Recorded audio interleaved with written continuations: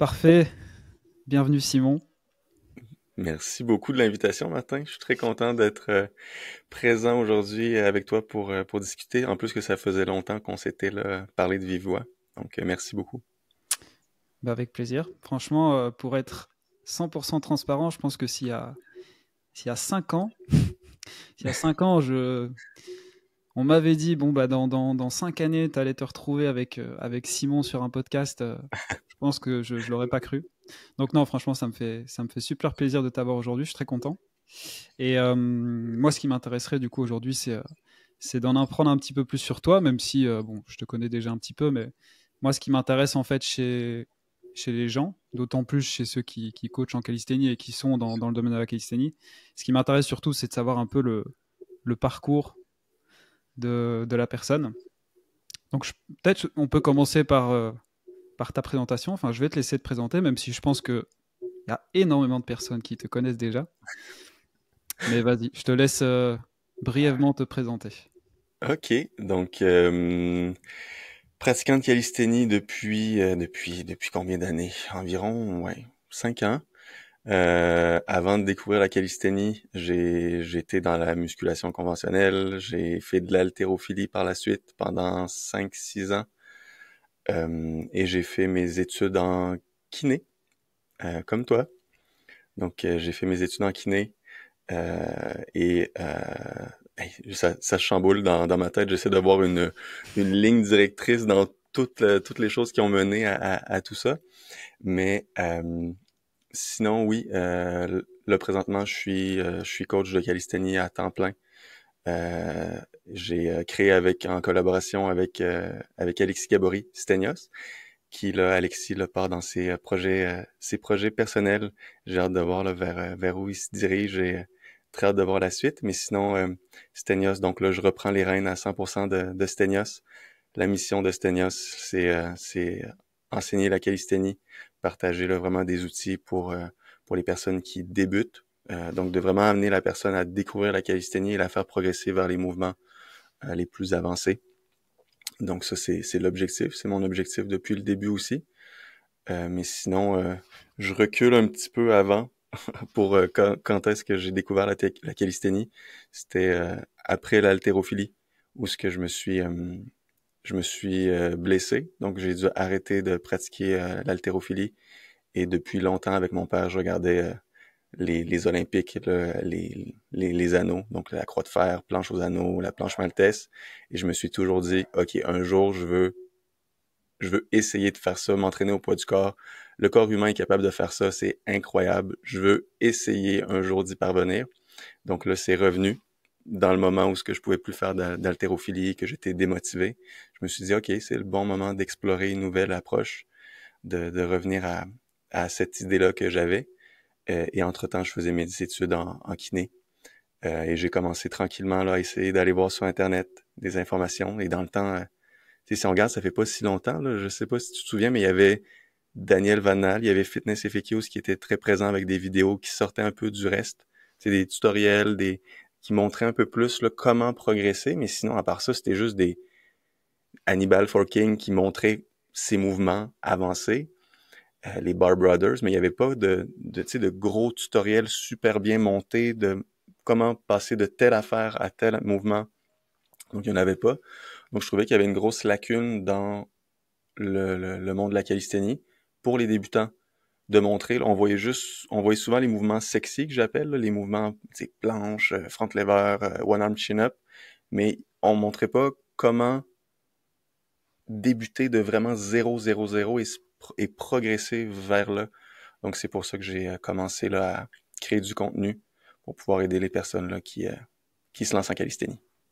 Donc c'est un petit peu décousu, mais Ouais, moi, c'était la prochaine question que je voulais te poser. C'est que là, tu nous as parlé de muscu, d'haltérophilie, de kiné, création de contenu et coach en calisthénie. Je voudrais juste que tu nous donnes un peu plus d'informations. L'âge, quand tu as commencé un peu tout ça, et puis comment t'en es arrivé là, tu vois, parce que, bon, c'est cool. Tu sais que, mec, j'ai appris il y a très peu de temps, je pense que c'est la semaine dernière, j'ai appris que tu étais kiné. Je ne savais même, sérieux? je savais même pas que tu as fait des études de kiné. Donc, C'est cool, ça m'intéresse parce que du coup, bah, on a quand même un parcours assez similaire. Ouais. Parce que bah, du coup, c'est vrai que j'ai fait kiné aussi, puis j'ai terminé par arrêter. Euh, mais voilà, du coup, par rapport à tout ce que je t'ai expliqué, moi, ça m'intéresserait de savoir un peu voilà, l'âge auquel tu as commencé un peu tout ça. J'ai commencé très tard la calisthénie. J'ai commencé à 28 ans.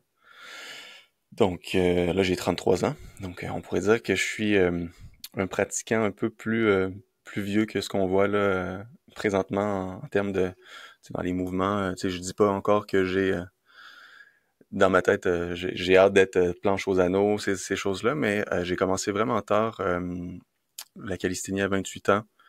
Et c'est sûr que j'avais déjà une bonne base aussi là. Tu sais, je m'entraînais depuis que j'avais 19 ans, 18-19 ans, donc j'avais déjà une bonne base. Puis en haltérophilie là, j'avais de très bons lifts, de très bonnes performances. Donc quand j'ai commencé la calisthénie, ça l'a bien été, surtout sur les mouvements de poussée. Mais j'ai commencé à 28 ans, la calisthénie, ouais. Puis là, j'ai 33 ans. Et du coup, tu as commencé donc, la muscu vers 18. Ouais. Comment ça s'est passé? Parce que moi, ce que je voudrais vraiment que tu nous expliques, c'est OK, c'était quand la dernière fois enfin, le Simon qui n'a jamais fait de sport, je sais pas, quand tu as 16-17 ans, c'est plutôt cette chronologie-là qui La, m'intéresse, tu vois? la Pourquoi, genèse. Ouais. ouais, pourquoi tu as commencé à faire de la muscu? Pourquoi tu es passé à Ouf. l'haltérophilie? Ouf. Pourquoi? Ça, c'est une grosse question que j'ai découvert récemment un peu là, la raison pourquoi je me suis lancé là-dedans, pourquoi la force, c'est aussi important pour moi.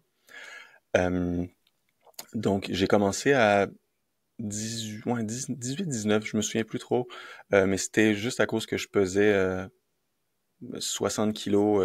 Tu sais, j'étais vraiment, je me trouvais pas en forme, je me trouvais trop maigre. Je voulais gagner un peu en masse musculaire, comme beaucoup de personnes, comme la plupart des personnes qui se lancent là, vraiment dans l'entraînement.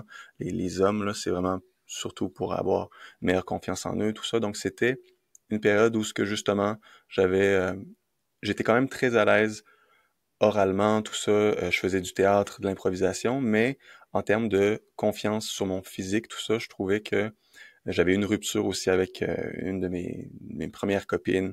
Et, euh, et dans ma tête, ça a tout de suite été, OK, euh, ça a été à cause du physique. Dans ma tête, c'était ça. Mais c'est juste à cause que j'étais pas fort. Et le mot fort, je veux pas juste qu'on dit fort physiquement, mais j'étais pas fort mentalement aussi. C'est un ensemble pour moi, être fort.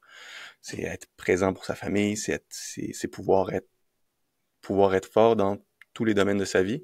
Et j'étais quelqu'un qui abandonnait facilement. J'étais quelqu'un oui, j'avais une facilité à parler aux personnes, mais à la moindre embûche, j'arrêtais tout ça. Donc, je me suis dit, OK, je vais commencer l'entraînement pour gagner un peu en masse musculaire, gagner un peu en confiance en soi. Et par la suite, les deux sont intimement liés. Les deux, un coup que tu te sens plus à l'aise, que tu es plus confiant, que tu trouves que ton physique, tu es plus satisfait de ton physique, on dirait que ça t'ouvre des portes dans d'autres choses aussi. J'ai été un peu plus dans le développement personnel, tu sais, de lire des livres vraiment sur vraiment là, augmenter sa confiance en soi, plus s'affirmer, plus de ne pas abandonner aux premières embûches aussi. Puis ça a été vraiment une façon pour moi un médium, l'entraînement, pour devenir plus fort, mais pas juste physiquement, ça m'a aidé aussi psychologiquement. Mm. Ok, et du coup, t'étais quoi? T'étais un go muscu quand t'as commencé, t'allais en salle, tu faisais ça chez toi. C'était quoi J'étais vraiment en le salle. début? Parce que maintenant, c'est vrai que là, t'es quand même connu pour être voilà, coach, pour savoir bien t'entraîner, etc. Comment ça s'est passé le début? Est-ce que t'as fait n'importe quoi? Est-ce que t'étais plutôt du style à prendre des bouquins, à les étudier avant de t'entraîner? Comment ça s'est passé? Ça, déjà, je peux te dire que je m'impliquais beaucoup pour comprendre puis essayer de savoir, de creuser. J'ai jamais comme suivi une routine sans essayer de comprendre la pertinence des exercices.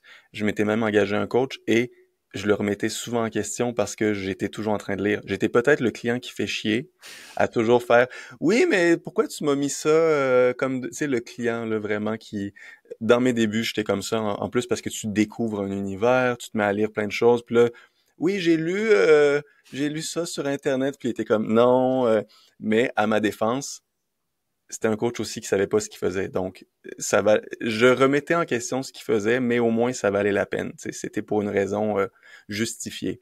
Donc, j'ai toujours été, j'allais sur Internet lire tous les articles sur T-Nation de Christian Thibodeau, une référence dans le monde de l'entraînement qui est québécois aussi, qui est vraiment une tête, là, une sommité.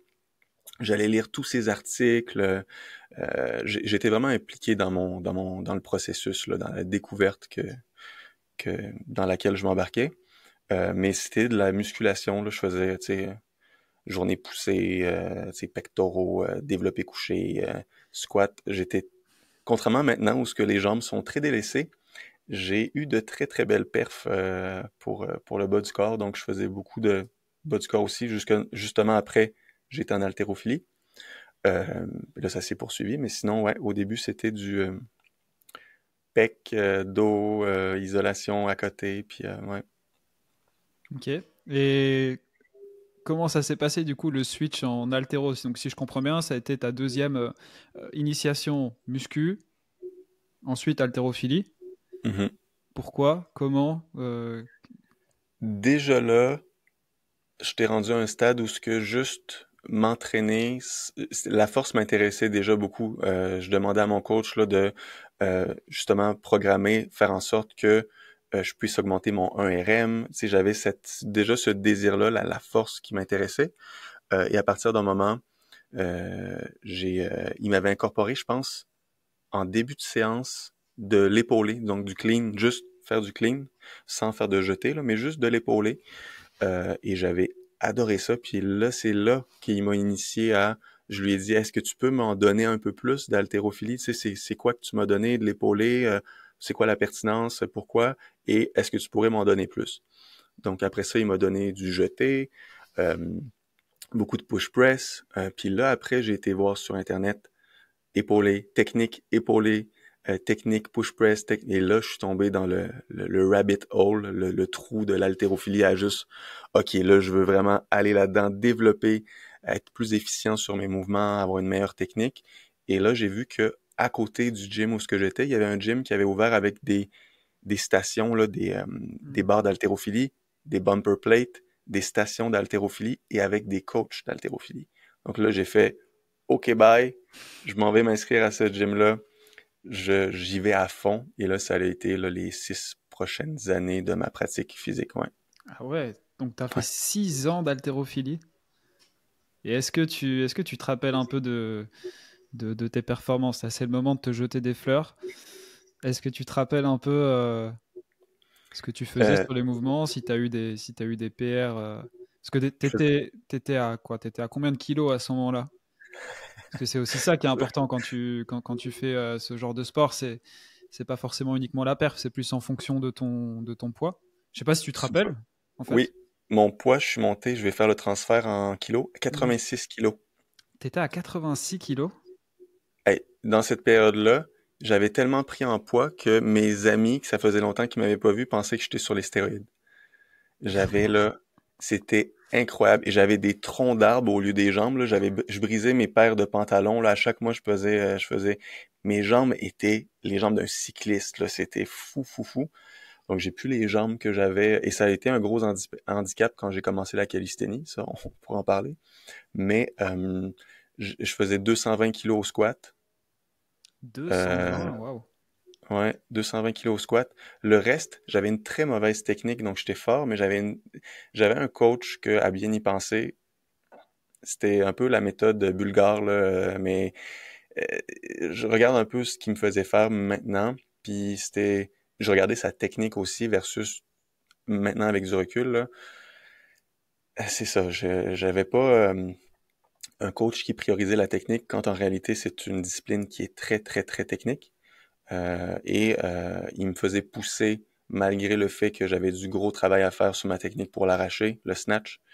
Euh, tu sais, je faisais mon épaulé, je faisais presque des power clean. Là. Je squattais pas, je passais pas en dessous de la barre, je faisais paf, je la recevais presque debout. Puis c'était de la force là, plus que de la technique. Euh, et mais en termes de poussée, euh, ça allait très bien. Donc, c'est pour ça, je pense que quand j'ai commencé la calisthénie, ça allait bien pour les objectifs de poussée. Mais en termes de... Je pense que j'ai déjà passé un 100 kilos à l'arraché. Pour le Ah. reste, je m'en souviens plus trop, là. Pour le poids que je pesais, c'était pas... pour le nombre d'années que j'ai pratiqué aussi, je suis pas arrivé à des lifts qui reflètent le travail que j'ai investi si j'avais eu un bon coach aussi. Ouais. Ouais, je t'avoue que c'est vrai que je te pose cette question alors que, bon, moi, l'haltérophilie, je trouve ça tellement stylé, mais j'ai pas du tout de référence au niveau des charges parce que ouais, je m'intéresse pas plus que ça au mouvement, enfin à la discipline. Et du coup, tu dis que c'est suite à une blessure du coup que tu as dû arrêter de t'entraîner, c'est ça? Ouais. Tu as eu quoi Donc, exactement? c'était au niveau de l'adducteur. Puis je pouvais, pendant, même encore là, j'ai arrêté mon entraînement pour la side split. J'étais rendu là, à un stade là, proche d'avoir là, les... j'étais rendu vraiment là, mollet au sol, ça allait bien. Et j'ai ressenti ben, cette blessure-là, la même sensation que j'avais eue quand j'avais essayé de rattraper un épaulé, donc passer en dessous de la barre, j'étais allé dans le deep squat, là, la position basse du squat, et j'ai un genou qui est allé vers l'intérieur, puis après je l'ai ressorti vers l'extérieur, donc j'ai été en abduction, j'ai ouvert vraiment, puis j'ai glissé vers l'avant, donc Hmm. ça a vraiment été une grosse douleur aiguë, et après ça, même faire des squats poids du corps, ça me faisait une douleur vive qui est restée pendant des mois et des mois. Et après ça, écoute, quand, quand ta vie gravite autour de ça, même si j'étais même pas un athlète qui allait à des compétitions, mais c'était mon pilier Hmm. autour de mes journées, c'est ma séance d'entraînement. Tu sais, c'est vraiment quelque chose qui était important pour moi. Et c'est là que j'ai vu les excès aussi à quel point je peux aller dans les excès. Et là, c'était négatif parce que j'étais trop investi dans quelque chose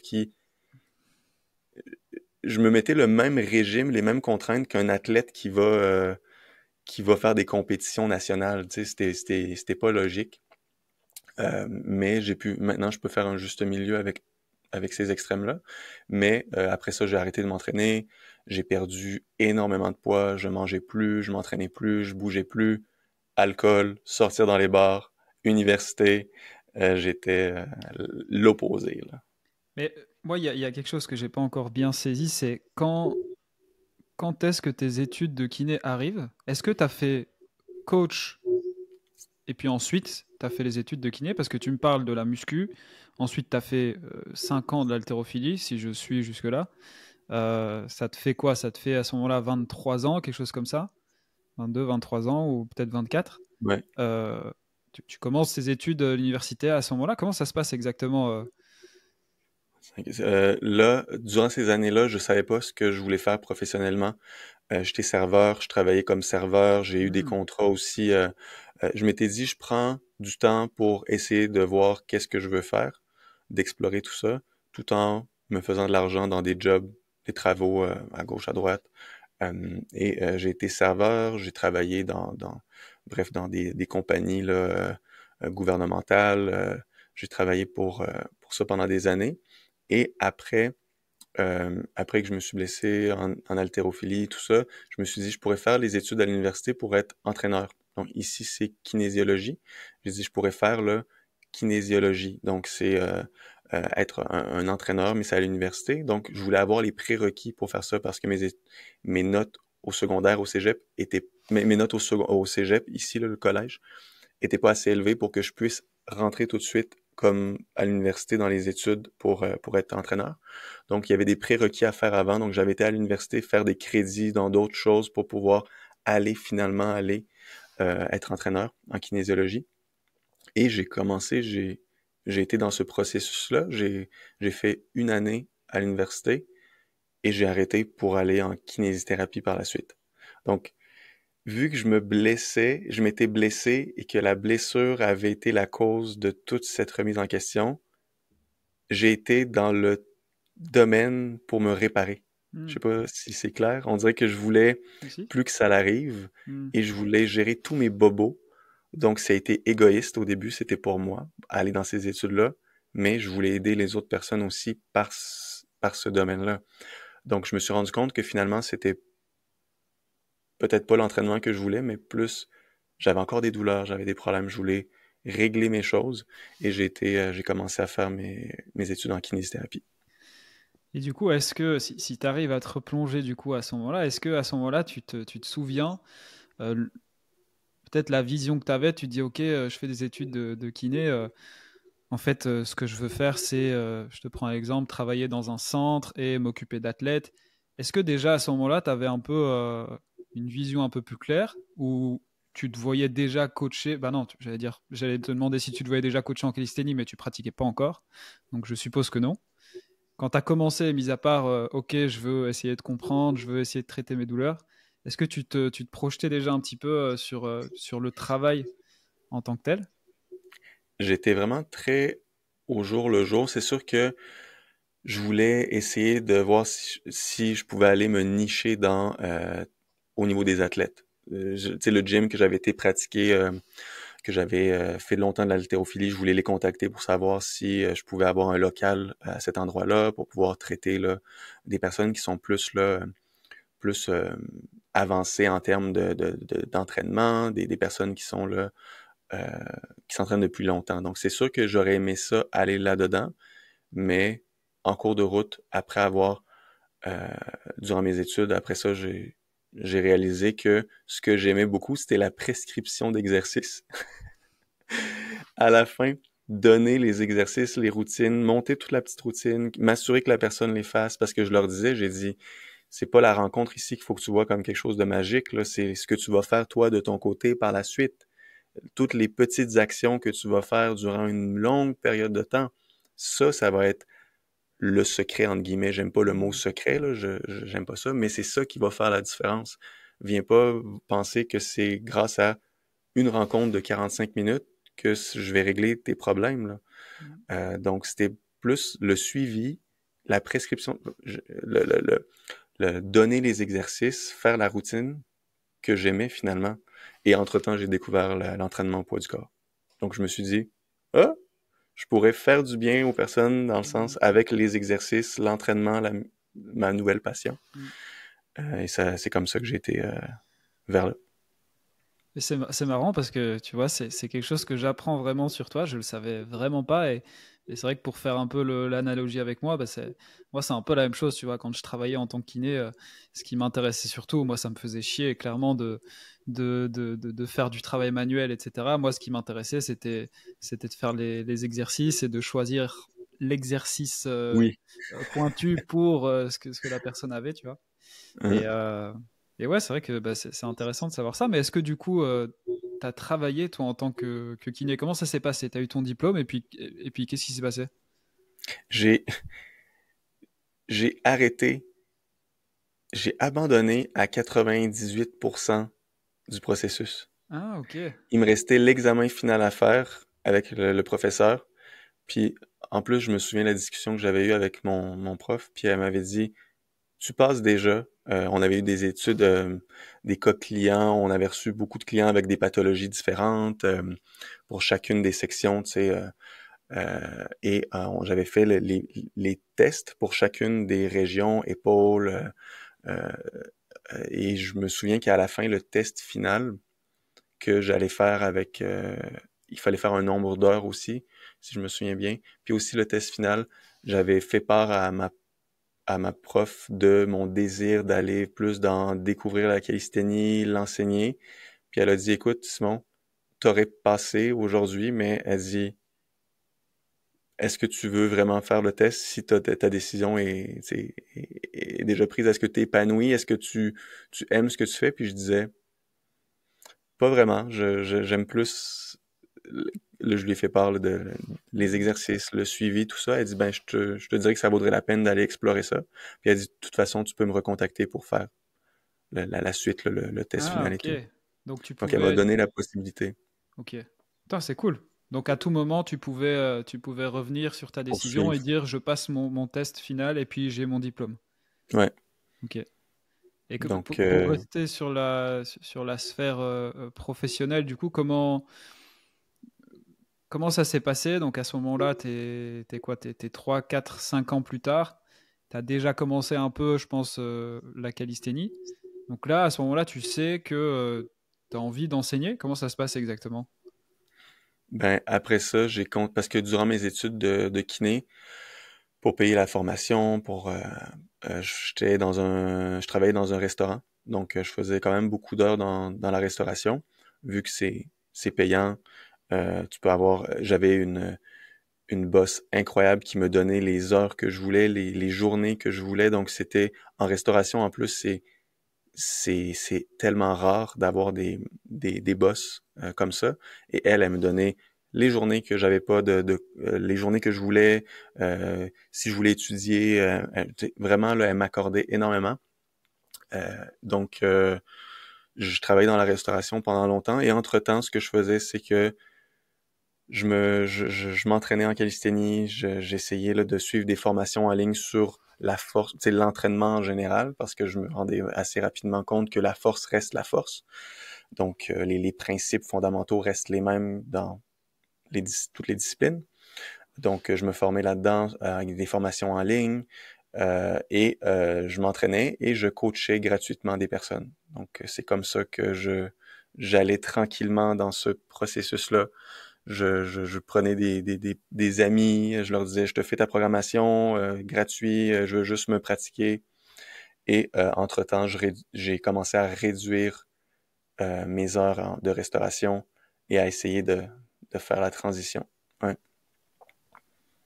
Ok, bon, bah, c'est intéressant. Et du coup, bon, c'est vrai que j'ai un peu deux directions que j'ai envie de prendre, mais c'est vrai on n'a pas vraiment parlé de ton switch, enfin plus en détail en tout cas, de ton switch de l'altéro à la calisthénie, parce que j'essaie un peu d'avancer par période. Là, on est déjà dans le moment où tu coaches un peu certaines personnes gratuits. Mis à part le fait que tu regardais avec ton père les Jeux Olympiques de gymnastique, etc. Comment ça s'est passé du coup, si tu peux nous raconter ton switch de l'altéro à la calisthénie? Parce qu'à Très bonne l'époque, question. il n'y Ouais. a pas grand-chose. Tu vois, tout à l'heure, tu parlais un peu de Daniel de Fitness FAQ, etc.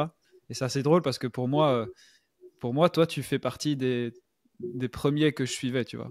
Je sais plus exactement, mais pour moi, il y avait, tu vois, il y avait Chris Heria, il y avait Fitness FAQ, il y avait Gabo et il y avait Simon Apto. Tu vois, Qui, vraiment, ouais, dans mes souvenirs, ou alors tu es vraiment légèrement juste après, mais pour moi, c'était un peu, ok, il y a les OG américains, et après, il y a ce mec-là qui vient du Québec, qui fait de la calisthénie. Et il y a un moment donné, bon, je ne veux pas trop empiéter là-dessus, mais je pense qu'il y a même eu un moment donné, peut-être une petite part de même de jalousie de ma part, parce que je dis, putain, c'est ce que je veux faire. Et lui, il a déjà un peu sa petite communauté, il fait ses vidéos et tout. On reparlera de ça après. ouais. Mais du coup, comment C'est, ça s'est passé? c'est, c'est une bonne question parce que j'ai oublié de le mentionner et ça va vraiment mettre la pièce de puzzle entre la transition, là, entre les deux. Et c'est avant que je sois en calisthénie, avant que je sois là, vraiment spécifique à la calisthénie, l'événement déclencheur, la chose qui m'a amené à ça a été, je sais pas si tu connais ça, ça s'appelle MoveNat, mouvement naturel. Et ça, là, on va vraiment dans parce que quand j'étais perdu, que je savais plus quoi faire, avant d'aller là, je savais que les mouvements avancés, là, les anneaux, tout ça, ça m'intéressait. Mais avant d'aller là, j'ai vu qu'il y avait une formation à Montréal, proche de où est-ce que je suis, sur le mouvement naturel. Et c'est reconnecté avec les mouvements de base de l'homme. C'est ça, la formation, c'était comme apprendre là, à soulever des trucs, grimper, se tirer, tu sais, les mouvements de base. C'est très, je pourrais appeler ça du paléo-fitness presque. Là. C'est comme de l'entraînement naturel, là, où ce que un peu plus ils soulèvent des roches puis des choses comme ça. Là, mais c'est très. Mais je trouvais ça. On dirait que j'avais été loin dans la musculation et là, de revenir avec quelque chose de simple, Hmm. que tu utilises ton propre poids de corps, ça faisait du sens pour moi. Donc, je me suis dit, pourquoi pas aller faire cette formation-là à Montréal, juste pour voir ce que ça donne. Donc, j'ai été là, j'ai fait ma formation, j'ai passé la certification, j'aurais pu être un entraîneur MoveNat si je veux. Mais après, même encore là, il y avait un aspect que je retrouvais pas, qui est le dépassement, aller vers quelque chose de plus difficile. Un coup que tu maîtrises les mouvements qu'on voyait, il n'y avait pas d'objectif de OK, là, ça ouvre la porte à quel mouvement maintenant? Donc, j'avais pas cette force-là, tu sais, de passer à un autre mouvement plus complexe, plus avancé, ce que j'ai toujours aimé. Donc, et c'est pour ça un peu que je trouvais ça redondant à la fin, l'haltérophilie, parce que c'était toujours les mêmes mouvements, mais avec plus de charge. Mhm. Donc, je savais qu'au bout du compte, j'aurais arrêté l'haltérophilie, même si je m'étais pas blessé. Mais je me suis blessé, donc j'ai arrêté plus tôt. Mais là, avec MoveNat, oui, ça m'a ouvert un peu à l'entraînement minimaliste au poids du corps, mais il n'y avait pas encore ce désir-là, cette possibilité-là d'aller dans des mouvements ultra difficiles, plus avancés. Donc j'ai fait ma certification et après j'ai été sur Internet, j'ai tapé Bodyweight Workout. Et c'est là que je suis tombé sur des vidéos de Fitness FAQs et c'est là que la porte s'est ouverte avec One Arm Chin Up, Front Lever, tous les mouvements, puis j'ai fait ah, c'est ça. Et Mhm. là, j'ai vu que ça s'appelait Calisthenics. J'ai tapé Calisthenics sur Internet. Je suis allé sur une page Wikipédia que c'était calisthénie. Puis j'ai dit, je vais employer le mot en français, calisthénie. Et j'ai commencé à plonger là-dedans et ouais, à être passionné. C'est cool. Mais c'est vrai que là, tu parles de quelque chose et j'ai l'impression que je me suis jamais fait cette réflexion, mais c'est vrai qu'au final, la calisthénie, la fin du game, limite, j'ai l'impression qu'elle n'existe même pas. Pour un être humain lambda, tu vois, on enlève tous ceux qui font des compétitions, qui peuvent peut-être dire ok, je maîtrise tout. Je pense que ça représente peut-être 1%, voire même moins de tous les pratiquants. Mais c'est vrai que voilà, pour des mecs lambda comme toi, comme moi, même qui s'entraînent beaucoup, je pense que la fin du game, elle arrivera jamais, tu vois. Même à notre pic, tu maîtrises jamais tout. Donc c'est vrai que toutes les steps de progression qu'il y a dans cette discipline, c'est assez incroyable. Puis en tant que gros fan de jeux vidéo avec des skill trees, tu sais, des arbres d'aptitude que tu montes de niveau, puis que tu débloques un autre mouvement, une autre magie, un autre spell, j'ai découvert la calisthénie, puis j'ai fait le transfert assez rapidement de comme, OK, je monte de niveau, vers où est-ce que je peux aller? Est-ce que je prends la branche front lever, one arm chin up? Mm. Est-ce que dans quoi je me lance? Donc c'est incroyable, là. C'est pour beaucoup de personnes, ça va être décourageant pour eux, mais moi je voyais ça comme un OK, j'ai de quoi jouer pour le reste de ma vie. Puis même si quand je vais être rendu plus, tu sais, déjà là, j'ai 33 ans, je suis au courant que à partir d'un moment, si je me lance dans les anneaux, au niveau de la récupération, au niveau de plein de choses, aussi, je vais avoir un enfant en 2024. Man, Donc là, tu me ça, partages ça en live comme ça. je l'annonce comme ça, mais Waouh, bah félicitations. merci beaucoup, Martin. Mais tu sais, c'est des choses que c'est sûr que je dois penser à ça. Je vais devoir adapter ma programmation. Ça va être une belle expérimentation parce que là, je vais être à un certain âge. Je vais prendre, tu sais, je suis quand même, on pourrait dire, pour un athlète de calisthénie. Tu sais, je mets le mot athlète entre guillemets, mais pour quelqu'un qui fait de la calisthénie, un pratiquant, je suis quand même vieux parmi tout ce qu'on voit, que c'est des 16 ans, 18 ans, Mhm. des personnes qui sont très très jeunes ou qui ont commencé très jeunes. Donc, déjà là, je me prépare à me dire, OK, jusqu'où je vais pouvoir aller, Mhm. mais encore là, c'est toujours aussi motivant de me dire, OK, je vais essayer, je vais faire mon possible, puis voir où est-ce que ça me mène. Mm. Ça pourrait être intéressant parce que je te sens un peu dans la même dynamique que moi sur le fait que bon, bah, t'entraîner, c'est essentiel pour ton état psychologique, je pense. Moi, c'est une question que je me suis pas encore posée parce que bon, moi j'ai 27, tu vois, mais je me dis comment, pour des mecs comme nous, comment est-ce qu'on peut bien vivre le déclin physique? Mm. Tu vois, je sais pas si toi tu t'es déjà posé cette question. Ah oui, Mais très souvent. c'est vrai que pour le moment, moi, je sais que j'ai vu que je prends soin de cette machine, je sais que j'ai encore un peu de temps. Euh, je me dis, waouh, ça doit être compliqué. Je pense après, on prend en maturité, c'est sûr, avec l'âge. Mhm. Mais je reprends des périodes, t'as sûrement, enfin oui, tu as connu des périodes où on peut pas s'entraîner. Moi, Oui. j'aimerais pas être aux alentours de Martin qui ne peut pas s'entraîner parce que je pense que je peux être très, très, très désagréable. J'ai pas vraiment souvenir d'avoir. Enfin, ça fait longtemps les périodes où j'étais blessé, je pouvais rien faire. Mais par exemple, j'ai souvenir, j'étais chez ma mère, je m'entraînais en équilibre et quand elle entrait dans le salon, parce que je m'entraînais dans le salon quand elle entrait et que je faisais une session de merde, mais j'étais désagréable, quoi. J'étais vraiment désagréable, et même le reste de la journée. Donc, je sais pas, toi, comment est-ce que tu imagines vivre ton déclin physique? Parce qu'il y en aura un, c'est sûr. Oui, oui. Je suis très agréablement surpris de ma transition qui s'est déjà entamée. Mais juste pour rebondir sur ce que tu as dit aussi, euh, j'ai eu une année un peu plus difficile il y a 2 ans qu'on a déménagé dans cette maison-là. En même temps, il y a eu beaucoup de stress psychologique au niveau de business, dans la vie personnelle. Je me suis blessé là. On dirait que tout arrivait en même temps, vu que j'étais aussi beaucoup plus fatigué, mais que je voulais pas baisser la cadence au niveau de mes entraînements. Pire chose à faire, on s'entend. J'avais un volume de fou, fréquence élevée, je poussais à l'échec partout, tout le temps, parce que je voulais rattraper, entre guillemets, le temps perdu. Et ça, même si on est les meilleures personnes, qu'on le dit à nos clients, fais pas l'erreur de faire, puis on leur dit, c'est difficile de faire taire sa voix qui disait, OK, là, t'as pas pu t'entraîner la semaine passée, les 2 semaines, t'as mal dormi, OK, let's go. YOLO, charbon, tu y vas.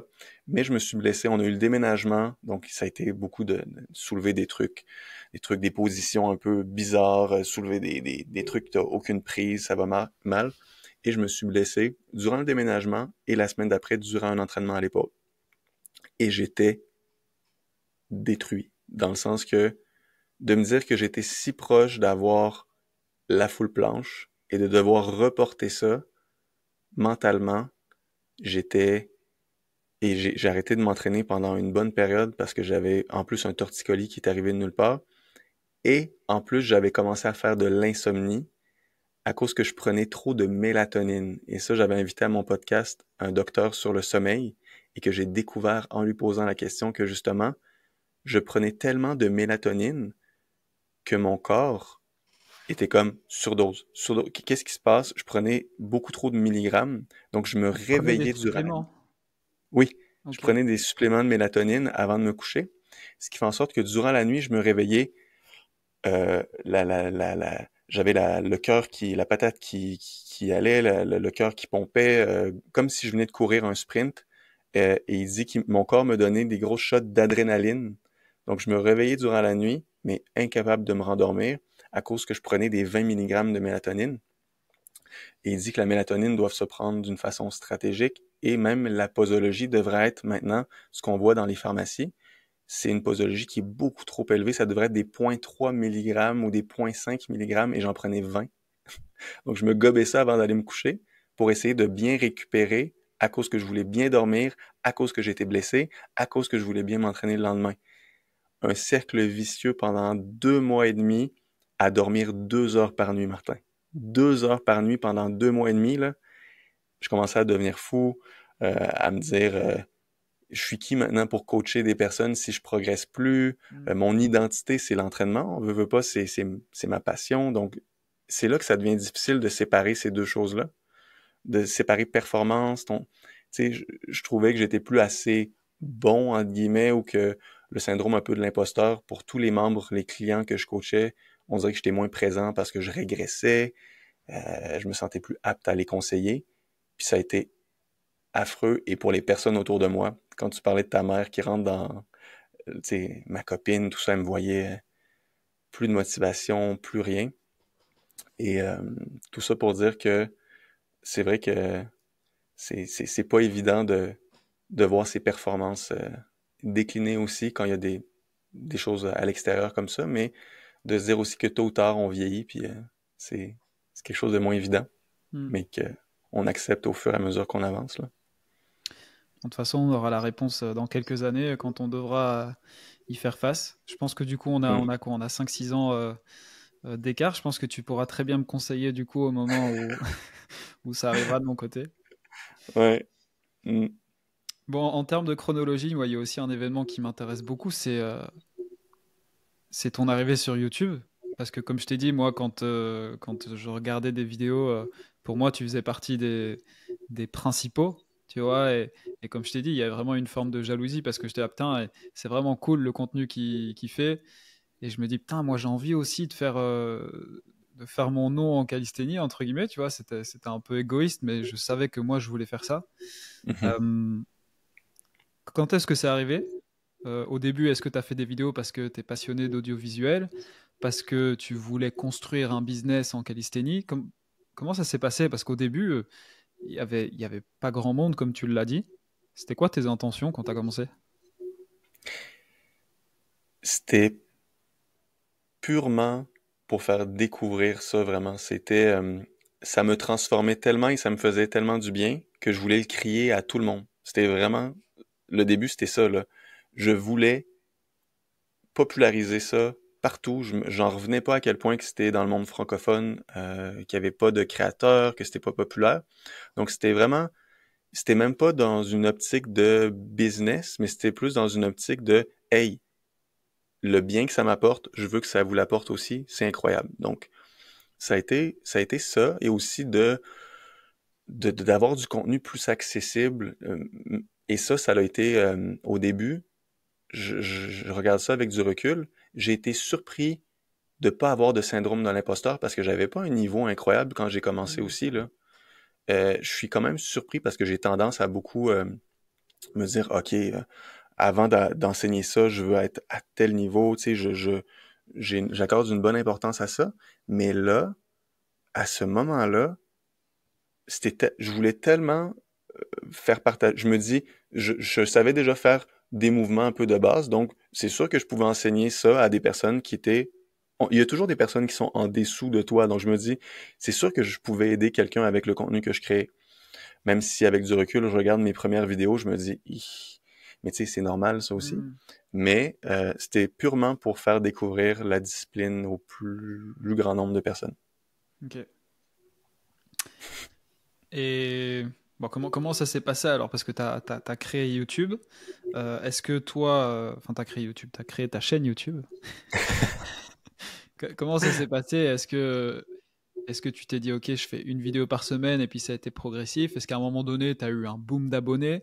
Est-ce que c'est YouTube qui t'a donné envie ou qui t'a permis d'ouvrir l'arène?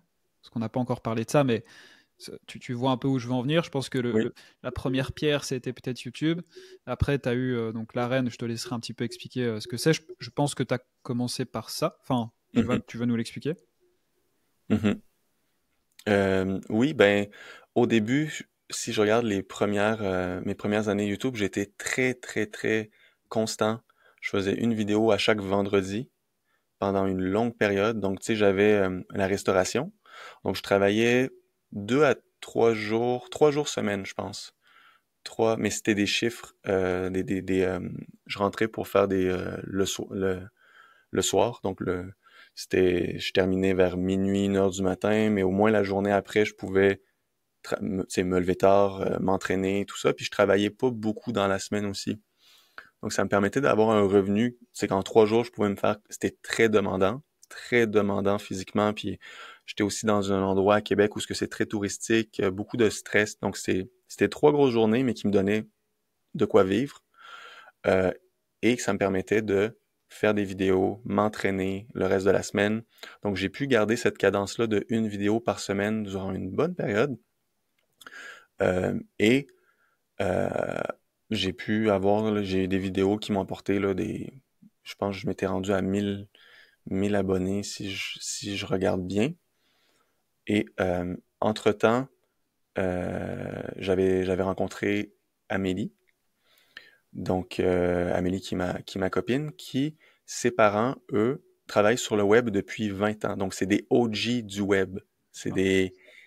des OG, là. Eux, ils ont une mail list, là, une liste courriel depuis là, il y a très, très, très longtemps, puis ils sont ils ont réussi là, à bâtir tout leur business autour du web. Donc, c'est eux qui m'ont un peu ouvert cette porte-là en me disant, parce que moi, au début, je voulais me faire un gym physique, à ouvrir un gym de calisthénie. Hmm.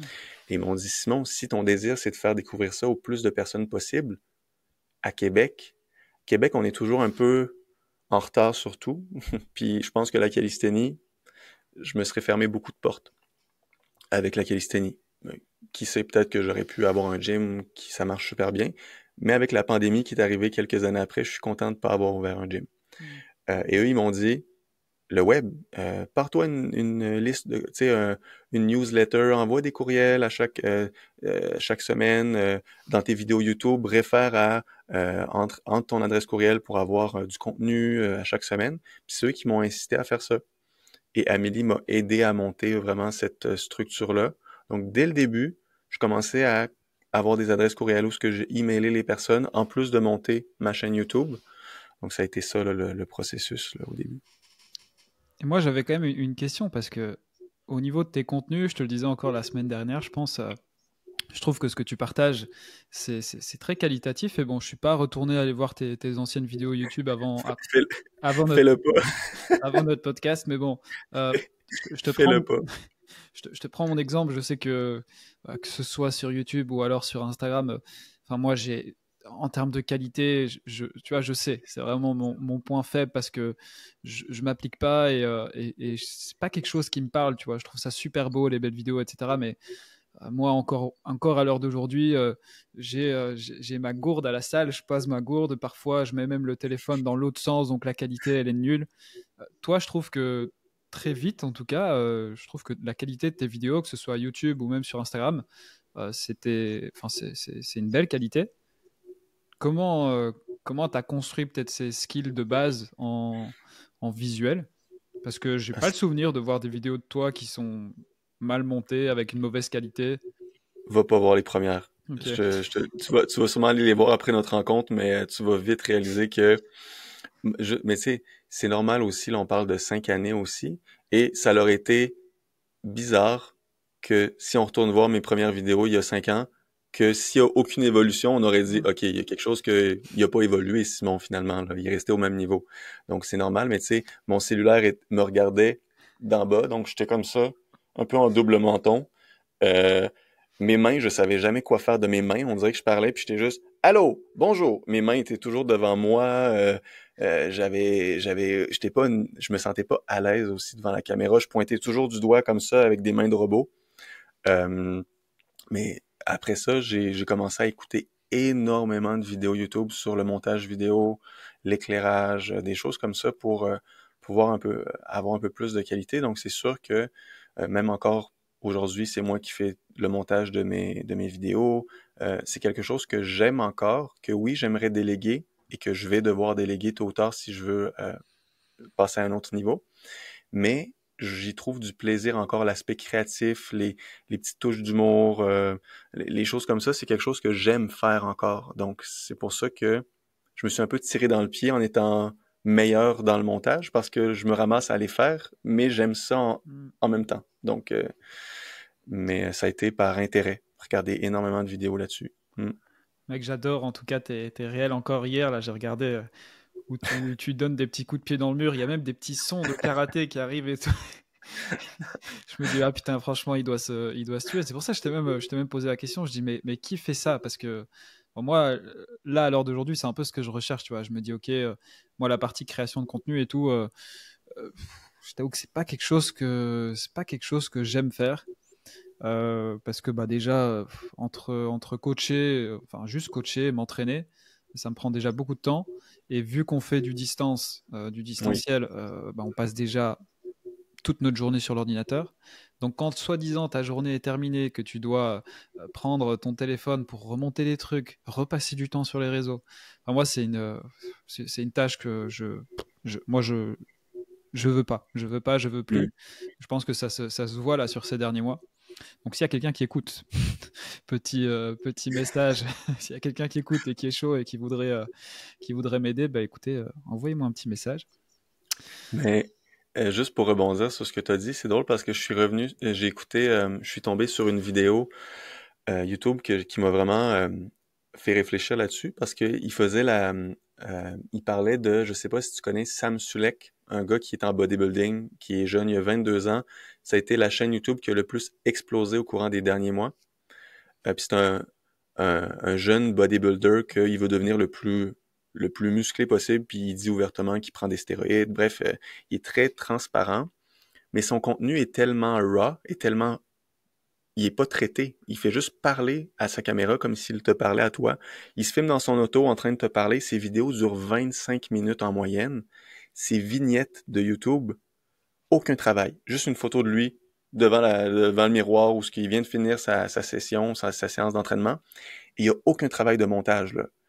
Et il a des visionnements de débiles. Et la personne qui analysait ça disait, le monde revient de plus en plus à du naturel, sans trop de traitement de montage, parce qu'on s'est tellement éloigné dans le hyper traité, hyper, là, tout bien monté, des effets débiles. Tout le monde peut maintenant faire des vidéos facilement comme ça, ou en déléguant à des monteurs, des choses comme ça, que le monde veut revenir à un message qui est fort, qui tu délivres des informations qui sont bonnes, naturelles, mais qui sont moins traitées par Mhm. le montage. Donc ça, c'était quelque chose quand même d'intéressant, je trouve. Bah, je pense que je vois qui c'est ce mec-là. Puis écoute, ça me rassure parce que moi, c'est ce que je préfère faire, tu vois. Bon, le peu de vidéos que je tourne, c'est ça, hein. Moi, il y a pas de montage. Je suis avec iMovie, je le fais moi-même, j'exporte et puis je publie. Et, euh, et ouais, je pense qu'en tout cas, je pense on peut clôturer un peu cette parenthèse d'audiovisuel parce que là, on entre un peu plus dans le concret. Donc, quand je dis on entre dans le concret, je pense que tu parlais tout à l'heure du coup des parents de ta copine qui t'ont un peu incité à prendre l'option du web. Euh, Mhm. Comment ça arrive, la création de l'arène? Et bah, je t'invite du coup à nous expliquer déjà ce que c'est et puis comment est-ce que c'est arrivé. Ben, c'est arrivé grâce à mes beaux-parents qui m'ont ouvert un peu à l'univers du web. Et c'est fou parce que je leur dis souvent ça, je leur rappelle souvent l'événement, la discussion qu'on avait. Je me dis, j'étais tellement sceptique et c'est moi qui étais le jeune. Tu sais, c'est moi qui étais. Il me disait, va sur le web. Ou je me disais, c'est impossible de gagner sa vie avec le web, tu sais, ou est-ce que ça va marcher? Mais eux, leur entreprise va très, très, très bien et ils sont à 100% sur le web. Et c'était des personnes qui sont d'une autre génération, Mm. qui me disaient, va sur le web, puis moi, j'étais sceptique. Donc, c'est fou de faire ce parallèle-là et de voir que maintenant, où est-ce que j'en suis? C'est grâce à eux aussi, dans le sens, c'est eux qui ont été cet événement déclencheur-là, et je leur en suis très, très, très reconnaissant. Mais eux, ils m'ont donné des outils. Amélie a commencé à travailler aussi avec eux, entre-temps, à se former sur certaines choses, les lancements, tu sais, des périodes de lancement, comme d'avoir une période ou plusieurs périodes dans l'année où ce que tu viens ouvrir tes portes à ton inscription pour ce que j'ai créé par la suite, qui est l'arène. Mais ce que j'ai voulu créer, c'était une plateforme, un endroit où ce que tu peux non seulement avoir des retours de la part d'un coach, mais des structures, des programmes qui te montrent comment débuter et progresser vers des mouvements plus avancés. Donc, je trouve c'est quelque chose que j'aurais aimé avoir quand j'ai débuté et que je trouvais pas même dans le monde anglophone. Donc, c'est pour ça que je me suis dit que ce serait quelque chose d'intéressant à développer. Hmm.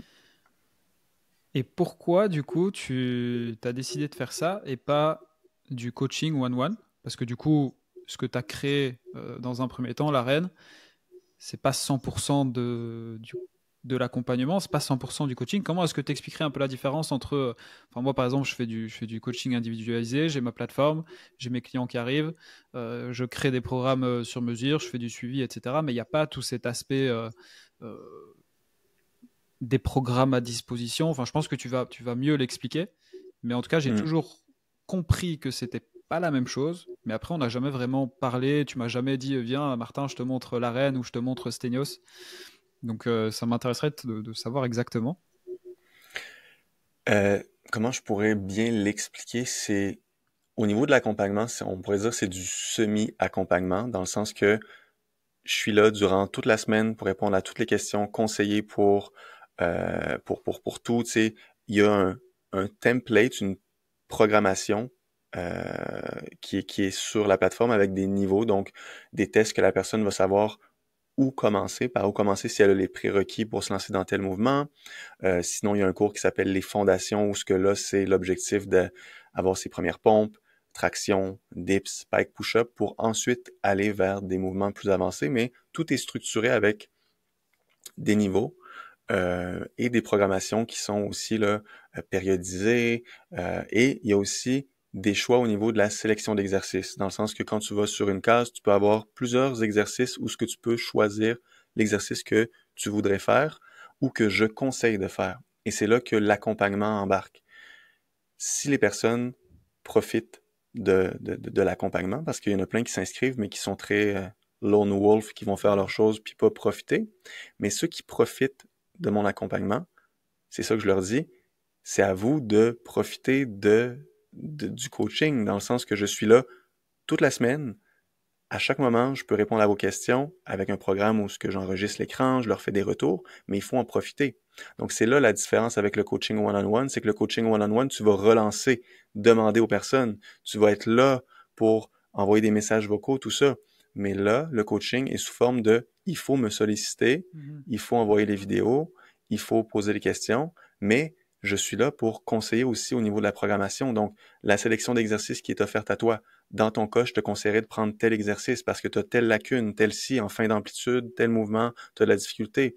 Donc, viens choisir ce mouvement-là. Donc, quand on profite à fond de mes retours, ça devient presque du coaching personnalisé parce que je suis là pour conseiller, choisir les exercices, tout faire, mais le squelette est déjà fait.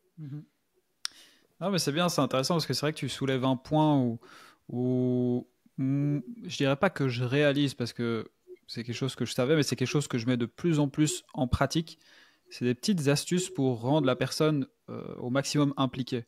Tu vois, moi, ce que je faisais, c'est que jusqu'à présent, les gens qui s'engageaient avec moi, franchement, c'était des kings. Tu vois, ils arrivaient, je faisais tout pour eux, je prémâchais tout le travail et tout. Et maintenant, j'essaie vraiment de faire en sorte que, ok, je partage les informations, mais c'est aussi à toi à t'impliquer, c'est aussi à toi à venir vers moi, à me solliciter. Et je dis pas que parce que je lâche pas les gens, évidemment, il y en a qui parfois ils disparaissent un peu ou ils s'entraînent moins, et je pense que c'est aussi, enfin, en tout cas moi je considère que dans ce que je fais, c'est aussi mon taf à les relancer. Mais Oui. voilà, de plus en plus, j'essaie de les rendre autonomes et que à la fin de l'accompagnement, enfin, qu'ils s'impliquent dans l'accompagnement et qu'ils puissent être autonomes, en tout cas le plus possible à la fin. C'est aussi quelque chose qui m'intéresse de plus en plus. Oui. Puis comme tu l'as dit, tu peux pas. J'ai eu une période où ce que je me donnais, je m'investissais et je perdais tellement d'énergie. J'emploie le mot perdre aussi parce que il y a des personnes que même si tu es là à 100%, que tu t'investis beaucoup, si de leur côté, ils s'investissent pas, c'est un peu de l'énergie perdue. Donc, j'étais rendu à un stade où ce que je voulais tellement aider les personnes que je me fatiguais aussi. Donc là, je fais un juste milieu aussi à me dire, je vais relancer la personne un minimum de fois, tu sais, un certain nombre de fois. Si au début, par exemple, elle a fait signe de vie, elle a posé des questions et que, par exemple, après 3 semaines, quand normalement, on pourrait voir une certaine progression dans ses entraînements, je veux dire, comment ça a été depuis la dernière fois qu'on s'est parlé. Mais après ça, si la personne me répond même plus, c'est sûr que je vais pas encore envoyer des courriels ou envoyer des messages. Tu sais, à partir d'un moment, là aussi, il faut se donner un petit peu de son côté. Donc, je te rejoins beaucoup là-dessus. Et cette formule-là me permet aussi d'avoir plus de m'investir aussi autant, de donner tout ce que je sais aux personnes qui posent les questions, mais en même temps, de faire profiter plus les personnes qui me demandent ces choses-là, c'est sûr. Et à chaque live, à chaque mois, je le dis aussi, je suis là en tout temps. Si vous profitez pas de moi, c'est vous les pires, dans le sens que si vous réalisez dans 2 mois que vous n'avez pas progressé, mais que finalement c'était quelque chose que j'aurais pu dire, ben c'est peut-être à cause que tu prends 60 secondes de repos au lieu de 5 minutes sur un exercice de force de répétition. Ben écoute, ou peut-être que tu as été à l'échec sur toutes tes séries dans ta séance et que tu faisais du CrossFit 6 fois par semaine en plus, peut-être que ça aurait été bien que tu me le dises, tu sais. Donc, ça, à partir d'un moment, on peut rien faire pour ça, tu sais. Non, mais c'est cool. En tout cas, je voudrais, je voudrais, avant de passer à la suite, parce que je voudrais faire à un moment donné une petite parenthèse quand même en dehors de l'arène. Euh, donc toi, tu lances ce premier projet. En combien de temps, plus ou moins, enfin, je te demande pas vraiment de nous dire X mois, X semaines, mais comment ça se passe du moment où tu te dis OK, à partir du moment où tu dis OK, je commence à envoyer mes premiers mails, etc. Et le moment où tu sais, tu décroches et tu dis waouh, ça y est, je vis du coaching en calisthénie, tu vois, je vis de ma passion, ça y est, j'ai réussi. J'ai fait 1 an de vidéos YouTube où ce que je faisais, je pense, une vidéo par semaine et à faire l'acquisition d'adresses courriel. Et après ça, j'ai lancé l'arène et dès la première ouverture, j'ai pu vivre de ma passion. Putain, ça a dû être une gratification à ce moment-là. Ah, j'ai pleuré de joie. Ouais. Faut pas le cacher, là. C'est de se dire que j'ai pu lâcher la restauration, Mm. vivre de ma passion, prouver aussi que c'est faisable de gagner sa vie avec la calisthénie. Je me faisais dire, Simon, impossible, c'est trop une petite niche, personne connaît ça. En plus, c'est même pas calisthénie, c'est street workout qu'on entend. Je me faisais dire plein de choses que finalement, de prouver un peu c'est sûr que c'est pas une motivation saine, mais de prouver un peu aux personnes qui doutent de toi, c'est toujours un peu Mm. gratifiant. Donc, de montrer que c'est faisable, ça a été quelque chose de génial. Donc, j'ai eu 100 membres à la première ouverture. Et en plus, j'avais 1000 quelques abonnés sur YouTube. Pas beaucoup de... je pense, quand on a lancé, j'avais plus que 1000 sur YouTube, mais j'avais 1000 adresses courriel, je me souviens. J'avais 1000 adresses courriel, donc c'est la preuve que t'as pas besoin de beaucoup pour vivre Mm. de ta passion si c'est bien fait, si tu convertis bien aussi. Donc, c'était génial. Ouais, puis ce qui est bien, et moi j'ai l'impression que de plus en plus, je réalise, c'est que ce qui est cool, c'est que maintenant on est entre guillemets installé. Et en fait, c'est en train de boomer maintenant, en tout cas en France. Enfin, moi, je sais pas toi, mais j'ai beaucoup de personnes au téléphone et tout le monde me dit, mais ouais, en ce moment, on entend que ça, la calisthénie, la calisthénie. Et tu vois, toi-même, tu disais qu'en fait, au début, on savait même pas si on pouvait utiliser le mot, on savait même pas exactement ce que c'est. Et puis en fait, bah, c'est cool. Moi, je suis super content d'avoir découvert ça à ce moment-là parce que maintenant, on reste jeune et pourtant, pour ceux qui sont dedans, j'ai l'impression que on n'est pas les vieux, mais presque, tu vois. Ouais, vraiment, vraiment, ça a tellement évolué depuis les débuts. Et j'imagine pas, je me mets à la place de Daniel Van de Mm, Fitness FAQs d'il y a plus de 10 ans, à quel point il doit se dire, eh, OK, la quantité d'informations qu'il y a de plus que quand lui, il a commencé, mm, c'est honorable de se dire que, OK, je me lance quand il y a absolument rien. Je me lance dans quelque chose que je sais pas si ça va marcher parce que c'est pas très populaire, mais là, de voir que ça a gagné en popularité, c'est fou. Et je me souviens, petite anecdote, le premier message que j'ai reçu quand j'ai ouvert les inscriptions de l'arène, en plus j'ai employé le mot calisthénie, le message que j'ai reçu, c'est un message de menace de mort. Donc mon premier hater a été très, il a frappé fort, là. Mon premier hater m'a envoyé un message privé en me disant en plus de créer une nouvelle discipline, c'est pas calisthenics, ça s'appelle street workout ou calisthenics, tu viens d'inventer un mot. J'étais comme, ben voici la page Wikipédia. Je lui ai envoyé calisthénie. Puis après, il dit, quelle honte de créer, de faire payer les personnes pour quelque chose qui est gratuit et qui nécessite pas d'équipement. Puis il dit, à la fin, il m'a écrit, crève sale con. J'ai fait, ah, ça l'a escaladé très rapidement ton message, genre ça, crève sale con. J'étais comme bon ben moi qui ça venait ébranler un peu OK, est-ce que je suis prêt pour mm. dans quoi je me lance? Ça a été très significatif de me dire OK, je commence à charger pour mes services. Je me fais envoyer un message de mort. J'étais comme let's go. On continue. Let's go. Mais ouais, Ok. c'était Bon bah, en tout cas, c'est vrai que les haters, je pense, il y en aura, il y en aura toujours hein, dans tous les cas. ouais. Moi, Mm. je t'ai dit à un moment donné, je voulais faire une petite parenthèse concernant le sommet de la calisthénie. Je pense que tu vas un peu nous expliquer, ok, d'où est-ce que ça t'est venu cette idée. Et bah, tu te doutes sûrement, mais en fait, mec, moi, je te dois vraiment beaucoup de choses. Enfin, beaucoup de choses. En tout cas, je suis vraiment hyper reconnaissant par rapport à ça parce que je sais pas si tu te rappelles, mais en 2021, du coup, je crois que c'était en 2021. Je pense. C'était en 2021, du coup, tu organises Ouais. ça. Tu m'invites, donc ça, c'était cool. Et à l'époque, bah, moi, j'étais kiné, j'étais en Martinique. Et ça a été vraiment un déclic pour moi parce que bah, le coaching, moi, j'ai toujours voulu en faire. comme je travaillais en tant que kiné à temps plein, j'avais à l'époque un tout petit peu de coaching via la page Instagram que j'avais créée.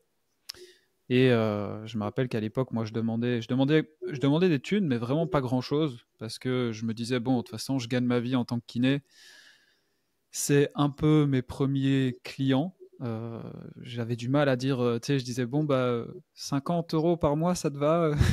La personne me disait oui, et j'étais super content, tu vois. Et c'est vrai que du coup, tu m'invites au sommet de la calisthénie, et c'est là où j'ai eu un énorme déclic. Je me dis, putain, mais je me sens tellement proche de tous ces conférenciers, je sais que c'est ce que je veux faire.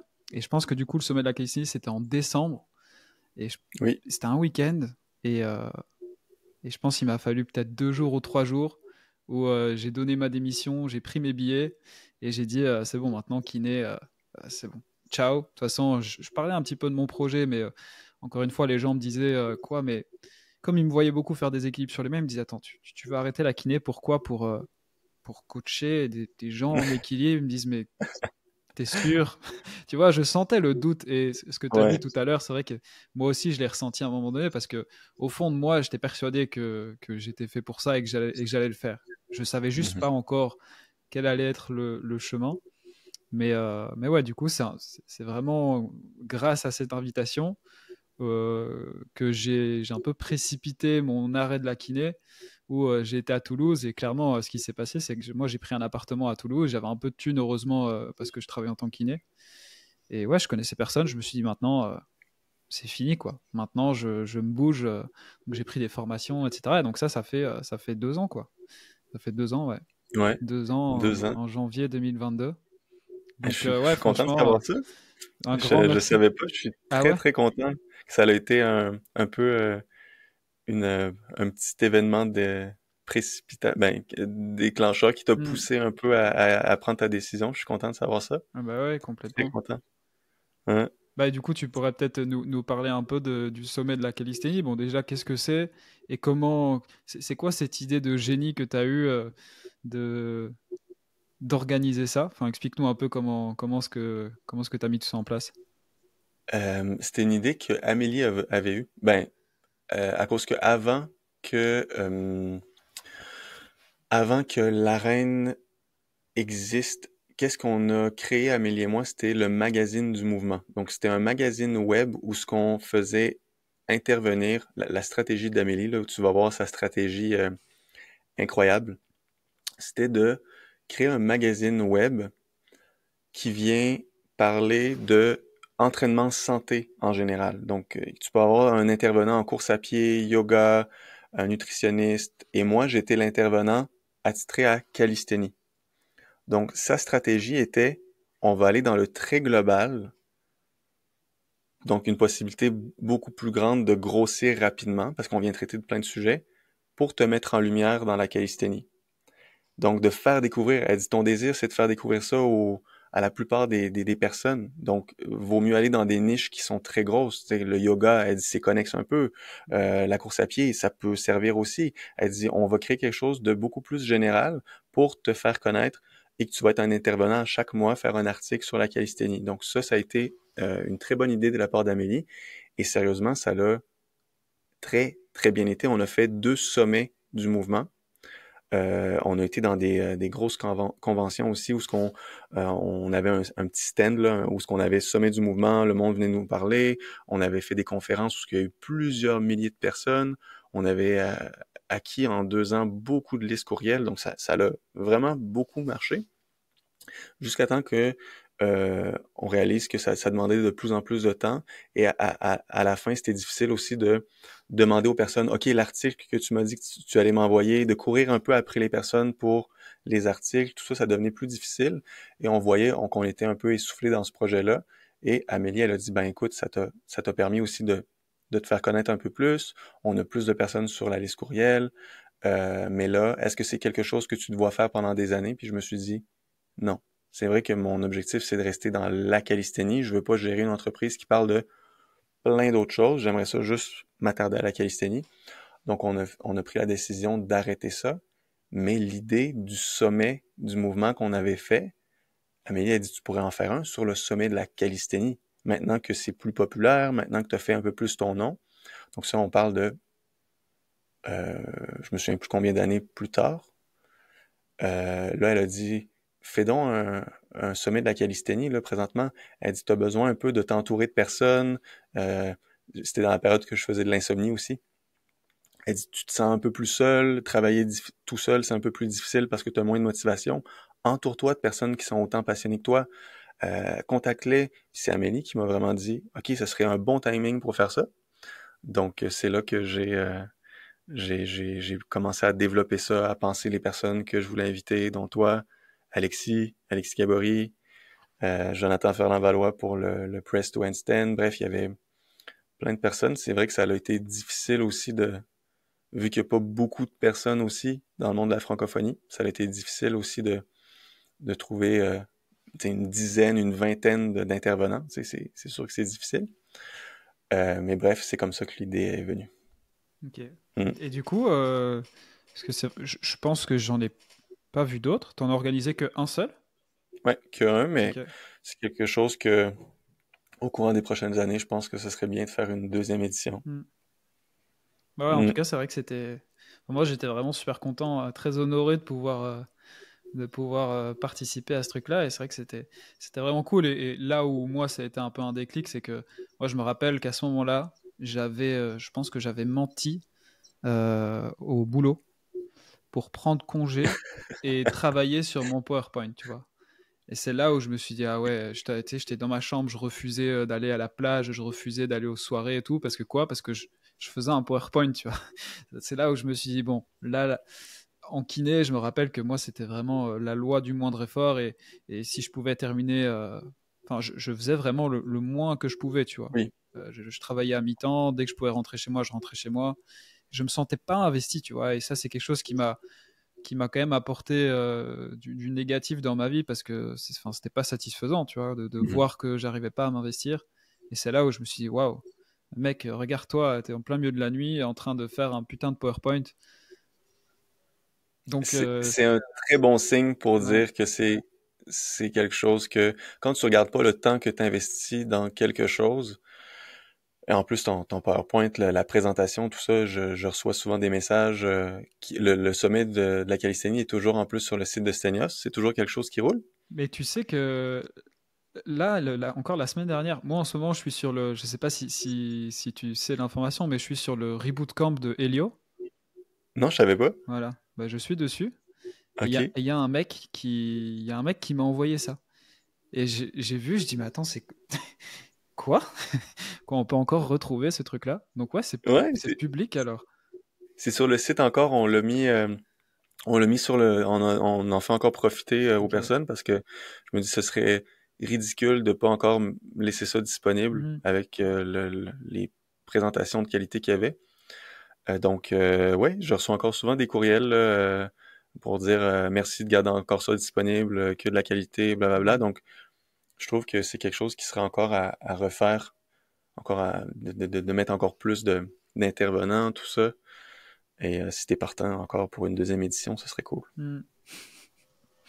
Bah oui, avec plaisir.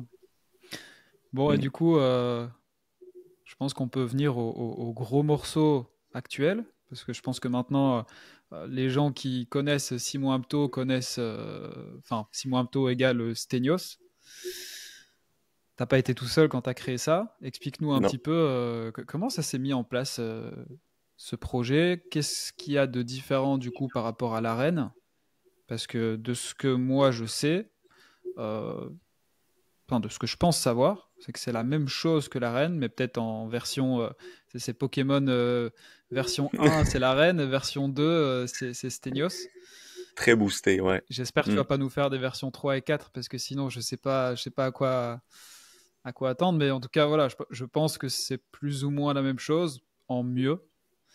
Oui, Explique-nous un vraiment. peu comment ça s'est passé, l'idée, parce que je suppose que ça a dû aussi être un élément marquant dans ta carrière professionnelle, si je peux dire ça comme ça.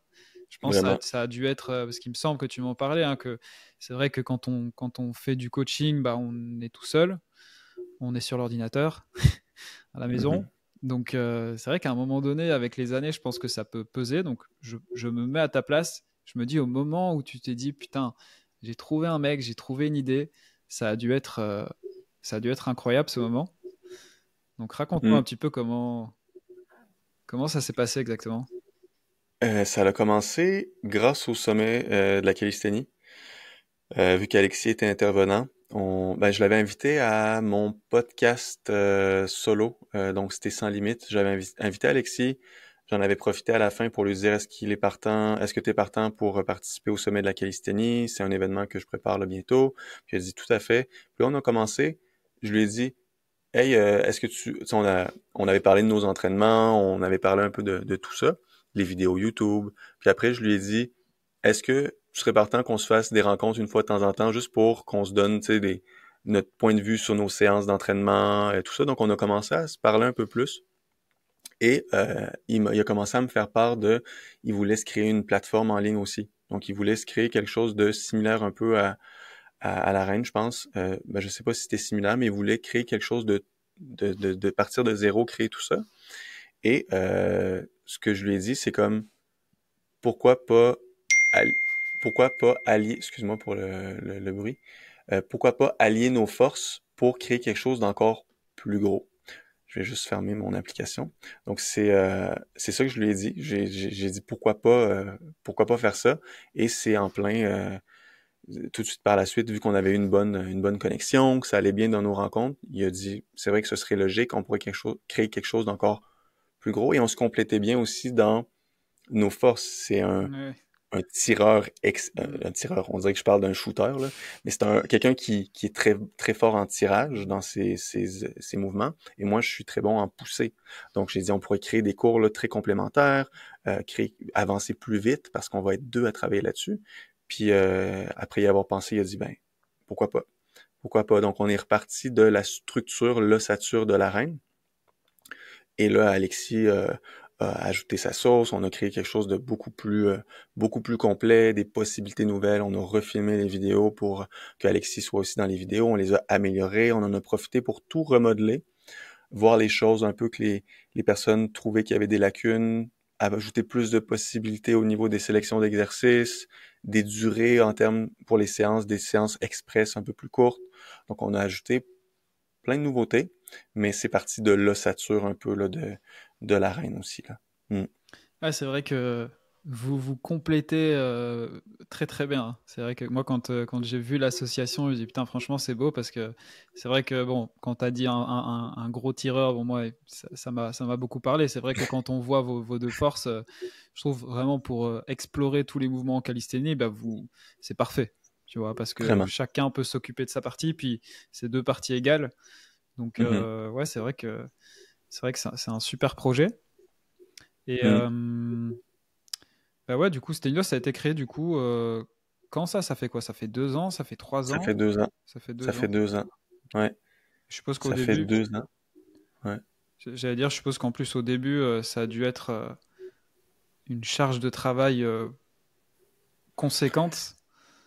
Ben, ça a été presque 2 ans de travail, je te dirais. Écoute, remodeler la plateforme, refaire les vidéos, créer les nouveaux cours, ça a été la plupart de notre temps a été investi là-dedans. Donc, pour l'expansion, si tu regardes juste le nombre de vidéos YouTube qu'on a fait en 2023, je pense qu'on en a fait 3. Hmm. Tu sais, c'est fou, là.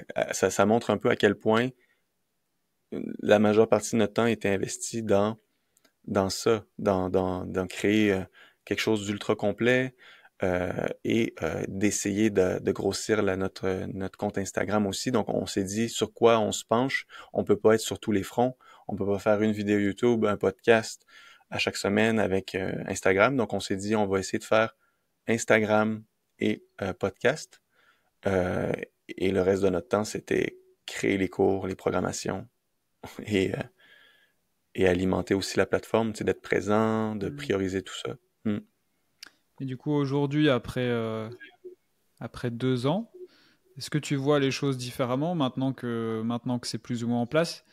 Est-ce que tu as de la vision un peu sur, je sais pas, sur l'année prochaine, sur dans 5 ans, sur dans 10 ans? Bon, peut-être pas 10 ans, mais maintenant que c'est un peu plus stable, est-ce que tu te vois rester dans cette stabilité rien changer, peut-être, je sais pas, travailler un peu moins, reprendre du contenu sur d'autres plateformes.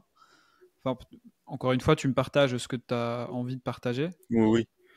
Ben, présentement, avec la situation actuelle, c'est sûr que ça va être difficile de me projeter dans l'avenir, vu la nouvelle, là, vu que Alexis a annoncé récemment qu'il voulait partir là, explorer d'autres choses, d'autres contenus, ne pas juste euh, se mettre dans la calisthénie, avoir l'étiquette calisthénie, mais d'aller explorer, de pouvoir là, aller dans d'autres domaines, d'autres choses. Et Alexis, si on regarde aussi ses dernières vidéos YouTube, c'est quelque chose qui commençait à explorer, vouloir voir les arts martiaux. Tu sais, il avait fait une vidéo un peu sur son approche sur sa pratique physique. C'est quelqu'un qui est beaucoup plus, qui veut explorer beaucoup plus de choses que moi, qui est un passionné de calisthénie. Et moi, tu me dis, accorde un peu plus de temps à explorer une nouvelle discipline, je vais dire non, c'est du temps que je peux investir dans la calisthénie. Oublie ça, tu sais. Donc, c'est sûr que, vu la nature d'Alexis de vouloir explorer tout ça, Stenios, vu que c'est une entreprise qui était créée pour la calisthénie, ça devenait difficile pour l'objectif à long terme, pour la vision à long terme. De là, la décision aussi d'Alexis euh, pour avoir plus de liberté, pour pouvoir explorer tout ça. Donc, pour la vision à long terme de Stenios, là, je t'avouerai que je suis très au jour le jour, vu que la nouvelle est très récente. Je vais voir dans quoi je vais me lancer. Là, c'est sûr aussi que en termes de restructure, de contenu, je vais devoir aussi modifier beaucoup de choses. Donc là, c'est un peu de reculer un petit peu en arrière, modifier les choses. Donc, je suis pas encore dans le après, je suis dans le refaire des choses qui ont déjà Mhm. été faites. Mhm. Donc là, ça devient un peu plus difficile. Mais l'avenir, j'ai comme des pistes que je veux explorer prochainement après que je me sois un peu remis sur le chemin, sur la progression. Mais je pense que présentement, ce que je réalise, c'est que la lacune de Stenios, c'est que je m'adresse déjà aux personnes qui savent qu'ils veulent apprendre des mouvements avancés.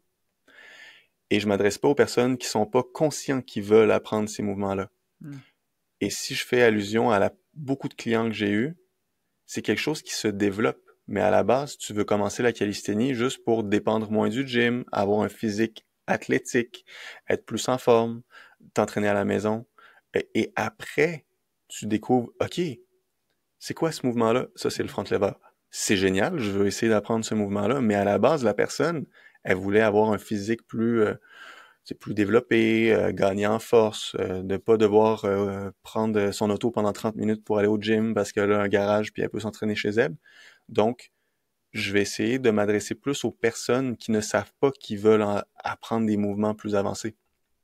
Et là, ça va pouvoir rejoindre beaucoup plus de personnes. Et là, je vais pouvoir faire tomber en amour ces personnes-là avec le Mhm. processus, la progression et tout ça. Parce que là, je me rends compte que je me fermais beaucoup de portes à parler de planches, de front lever. C'est des personnes qui savent déjà l'existence de ces mouvements-là, mais en réalité, toi, tu dois le voir aussi avec tes clients, il y en a plein qui développent l'intérêt d'apprendre des Mhm. mouvements plus tard aussi, là. Donc, c'est ça la beauté de la chose, c'est de leur de leur montrer la suite. C'est quoi après? Mais avec une approche différente pour les, les faire rentrer dans le processus. Hmm. Ouais, bah, c'est super intéressant. C'est vrai que tu peux avoir du coup plus de monde par rapport à ça. Est-ce que toi, en dehors de la temporalité, en dehors de, tu vois, tu mets Stenios de côté, est-ce que tu as déjà eu d'autres projets? Alors évidemment en lien avec la calisthénie, je te demande pas de me dire que tu veux acheter une ferme et puis la retaper. Tu vois, je t'ai pas invité pour ça. Mais est-ce qu'en dehors de ta plateforme en ligne, etc., est-ce que tu as déjà eu d'autres projets que tu voulais faire, explorer, mettre en place Oui. dans ta vie? En lien avec la calisthénie, c'est sûr que je me suis fait approcher plusieurs fois ici au Québec par des kinésiologues, donc des entraîneurs qui ont été à l'université, qui ont fait leur formation, et aussi des entreprises qui donnent des formations auprès de professionnels de la santé pour faire découvrir la calisthénie. Et ça, c'est quelque chose que je veux explorer au courant des prochaines années, de montrer une façon un peu plus structurée. J'aime pas le mot système. J'aime pas le mot système parce que, mais finalement, avec les années, on développe un peu plus tout un peu notre méthode, un mélange de plein de choses, mais d'avoir une approche structurée pour montrer aux entraîneurs, aux professionnels de la santé, comment ils peuvent intégrer un peu de calisthénie dans la programmation de leurs clients s'ils veulent apprendre la calisthénie. Parce que ça arrive très souvent que je reçois des messages d'amis qui sont kinésiologues, des personnes que je connais qui me disent « Hey Simon, j'ai un client qui veut apprendre le front lever, j'ai aucune idée quoi faire. Peux-tu m'aider? » Là, je leur envoie un exemple de programmation, des exemples pour la sélection d'exercices, je leur montre comment, et je suis persuadé que non seulement ça ferait découvrir la calisthénie, parce que ma mission reste toujours la même, la plus grosse mission, c'est de faire découvrir ça au plus de personnes possible. Je suis persuadé que ça aiderait à faire connaître la calisthénie davantage, mais aussi ça viendrait rejoindre des personnes qui sont intéressées par ça et qui veulent aussi bien le montrer aux personnes. Donc, de créer des formations, des ateliers qui s'adressent aux entraîneurs pour qu'eux, ils puissent le montrer à leurs clients.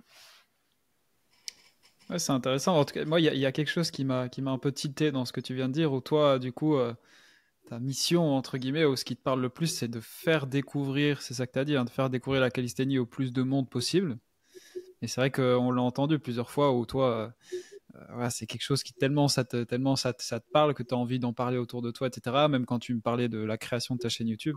C'est vrai que je te comparais, enfin, j'étais rapidement en train de me comparer. C'est vrai que moi, c'est un peu différent. Je me sens très similaire, évidemment, par rapport à toi sur la vision de la calisthénie, sur le coaching, etc. Mais moi, j'ai plus l'impression que la petite subtilité, c'est que j'aime juste bien faire apprendre la chose. Tu vois, je pense que je m'en fous d'avoir de plus en plus de monde. Et je te parle pas d'argent ici, je te parle juste que je m'en fous de dire ouais, la calisthénie, machin. C'est pas trop. Moi, c'est pas vraiment ça qui m'importe le plus. C'est plus une fois que je travaille avec quelqu'un, lui montrer que voilà, je vais être ton gars pour Oui. t'apprendre ça correctement et pour que tu gardes du sport dans ta life. Et moi, c'est vraiment ça au final tu vois, qui me fait plus vibrer que de le crier partout et d'essayer d'avoir une plus grosse communauté, etc. Enfin bref, Là, je te parle vraiment sur le macro. Tu sais, tu m'as demandé 5 ans, 10 ans. Ouais, ouais, bien sûr. C'est plus mon objectif, mais Mhm. c'est sûr qu'au jour le jour, mon objectif, c'est mes clients, c'est les faire avancer le plus possible, leur donner tous les outils pour y parvenir. Et la plus grosse victoire que je peux avoir dans une journée, c'est un client qui m'envoie sa première répétition de handstand push-up, ses premières secondes de straddle planche. Ça, il n'y a rien qui bat ça en termes de sentiment de voir ses clients progresser. Mais à l'âge que je suis, au niveau que je suis, vu que ça fait quand même plusieurs années que je suis là-dedans, j'essaie de voir l'image globale de mon entreprise. Si un jour je dois léguer ça, tu sais, quand je vais être plus vieux aussi, c'est sûr que au plus que j'avance, au plus que je commence à penser au macro, à l'objectif de l'entreprise, pas de Simon Mto, mais de l'entreprise, ça va être quoi plus tard si un jour j'ai à, pour X raisons, idéalement je voudrais pas léguer ça, mais si un jour quelqu'un doit reprendre le flambeau, Mm. c'est quelque chose que je commence, même si je suis très au jour le jour comme personne, je suis quelqu'un qui a de la difficulté à voir très loin. Veux pas, c'est quelque chose que je commence à penser aussi. L'entreprise et Simon Mto. Stenios, c'est quoi? C'est populariser pas populariser, excuse-moi. C'est pas démocratiser, mais faire découvrir et bien le montrer. Mhm. Donc, ça serait ça la chose. Mais Simon Mto, c'est de te donner tous les outils à toi pour que tu puisses y parvenir. Mais l'entreprise, c'est faire découvrir ça à un plus grand nombre tout en bien le montrant et en montrant un chemin clair pour y parvenir. Mais ouais. Oh, bah, c'est cool, c'est super intéressant en tout cas. J'avais j'avais deux trois petites questions en stock. Je sais pas si tu me vois depuis tout à l'heure. Moi, c'est comme ça que j'aime bien avancer. Je pense à des choses en fonction de ce que tu me racontes, je note, etc. Il y a deux trois questions que je voulais te poser en plus. Si aujourd'hui, là maintenant, il n'y a pas de tu dois absolument pas te soucier de l'argent, tu vois. Donc, on vit dans un monde qui n'existe pas, sur une nouvelle planète. Il n'y a pas de thunes. Qu'est-ce que tu fais de différent dans ton quotidien, dans ta semaine, si voilà, s'il y a pas de problème d'argent. Enfin, s'il y a pas d'argent, un monde sans argent. S'il n'y a pas d'argent, écoute, c'est une très, très bonne question parce que je changerais pas grand-chose, je pense, parce que j'ai de la difficulté à arrêter. Ça veut dire que j'aime ça, tu sais. Et Mhm. les lundis, dans le sens que je travaille le samedi, dimanche aussi parce que, tu sais, c'est ma passion. Puis le lundi, quand, tu sais, si on regarde, c'est sûr que là, on est entrepreneur, on n'a pas de notion de telle journée, c'est le début de la semaine, tu sais, on travaille un peu partout, mais quand même, j'ai de la difficulté à arrêter, tu sais. Le soir, il est 8 heures, je réponds à un vocal, Amélie, elle me dit, OK, là, déconnecte, là, on s'en va se coucher bientôt, là, il faut que tu sais que tu as de la difficulté à dormir si tu travailles trop tard, tu sais, donc j'ai de la difficulté. Donc, en termes de passion, dans ce que je fais, c'est sûr que je changerai rien pour mon travail, tout ça. C'est sûr qu'il y a certaines tâches que je changerais en termes de déléguer plus. Je pense que c'est ça, là. Je suis rendu à un stade où ce que déléguer me ferait du bien. Donc, je serai plus dans le macro, la direction principale de l'entreprise, et moins dans le micro, toutes les petites tâches. Et j'explorerai beaucoup de d'autres avenues pour la calisthénie. C'est créer de la merch, créer des choses un peu qui, si on parle, parce que là, on s'entend que le e-commerce, c'est pas évident, puis tout ça, mais si on enlève le côté argent, je me ferais du plaisir à créer des produits, créer des t-shirts à mon image avec le brand Stenios. J'irai dans explorer ces choses-là un peu plus là, que là, présentement, je prends pas le temps de penser à ça parce que je suis dans le action au jour le jour, là. Mhm. Mhm. Et je passerai, je trouverai une façon de, vu que je déléguerai plus, j'aurai plus de temps à rien penser là-dedans aussi. Puis ça, on a tous besoin pour pouvoir créer. Donc, vu que je suis dans l'action au jour le jour, j'ai de la difficulté à créer de l'espace dans mon cerveau Mhm. pour pouvoir penser à d'autres choses. Et aussi, c'est sûr que, vu que j'ai un enfant, je vais être père bientôt, que je vais avoir un enfant en 2024, ça va être d'avoir la possibilité d'être libre en termes de gestion de temps, de pas me dire que il faut que je travaille absolument sur quelque chose, mais que j'ai le goût de le faire, mais que je peux me permettre de être un peu plus libre en termes de gestion de temps. Ouais, bah, Je sais pas si ça répondait bien à ta question. ouais, aussi, si, carrément. Carrément. Après, évidemment, moi, j'ai déjà. C'est pas, c'est absolument pas que je ne t'écoute pas, je t'écoute, mais c'est vrai que très vite, je me dis, ok, j'avais envie de te poser cette question. Je me dis, ok, si tu as plus de temps, en dehors de, évidemment, passer du temps avec ta famille, ce qui est normal, c'est quoi les occupations de Simon Amto OK. hors Je, calisthénie? je suis quelqu'un de très, très ermite. Donc, c'est comme là, on veut avoir une maison, là. On a une maison si on l'a pas cette année, ça va être l'autre année d'après, qui est dans la forêt. Donc, une grosse forêt, un garage, une magnifique maison. Et mon objectif, ce serait de créer un gros garage où ce que je peux m'entraîner à mon image, mes couleurs, tout le stock pour me filmer. Euh, et ça, j'ai hâte. Je vais être épanoui là-dedans. Je vais avoir du plaisir. Mais en termes d'occupation, de choses, c'est sûr, voyager un peu plus. Tu sais, peut-être me permettre là de. On a toujours voulu avec ma copine avoir une van, un van life un peu là, une van avec un lit, t'as tout dedans, puis on irait avec notre chien, une paire d'anneaux que je peux m'entraîner un peu partout au Canada. On fait un road trip dans l'Ouest, tu sais, d'en profiter un peu plus. Puis en plus, j'ai la possibilité, dans le sens que mon entreprise est sur le web, et je fais une pratique, une discipline qui peut se faire partout. Donc, ce Mhm. serait magnifique et génial de faire ça. On l'a déjà fait il y a quelques années aux États-Unis. C'était incroyable de se dire qu'à chaque journée, j'avais un gym différent. C'était un parc extérieur où il y avait des arbres, tu t'entraînes dehors, c'est incroyable. Puis ça, de revivre ça, ce serait vraiment très plaisant. Et est-ce que justement tu arrives à, à décrocher à 100%? Parce que Mhm. je te prends mon exemple. Bon là, ces 2 dernières années, ça a été non-stop investissement dans le Ouais. business parce que bah, moi j'ai débarqué à Toulouse, j'avais 3 clients qui me payaient 50 euros et j'avais bah, toutes les charges à payer, donc j'avais pas le choix de me bouger le fion. Et, euh, et en fait, maintenant, je me rends compte que ça fait tellement de temps, bah, ça fait que 2 ans, mais c'est quand même long, tellement de temps où je suis à 2000%, Ouais. que même si en fait mon envie, elle est de pouvoir décrocher, euh, je suis tellement dans un j'ai pris une autoroute sur limite plusieurs Oui. années et même si j'ai envie, j'arrive pas. En tout cas, tu vois, par exemple, cette année, je suis parti quelques fois où je me dis, ok, mec, vas-y, déconnecte. Et c'est un stress en fait. Mhm. Tu vois? Donc moi, je me dis, je pense que clairement, je te prends mon cas, je pense que clairement, j'y arriverai à un moment donné. Mais je pense que la période où je me dirais, OK, bon, bah voilà, j'ai trouvé comment déléguer. euh, Ça y est, maintenant, tu vas pouvoir un peu revivre pour d'autres choses, pour voyager, découvrir, parce que c'est des choses qui me parlent, tu vois. Euh, Oui. J'adorerais faire ça. Mais là, tu me dis aujourd'hui, OK, viens, on part 60 jours aux États-Unis. Je serai en mode, pff, attends. Euh, ok, cool, mais chaud, tu vois. Non. Ben écoute, idem, pareil pour moi. Ça résonne beaucoup avec ma situation actuelle. On dirait que j'étais à 200% pendant 2 ans. Même avant ça, j'étais très investi aussi quand c'était la reine, tout ça.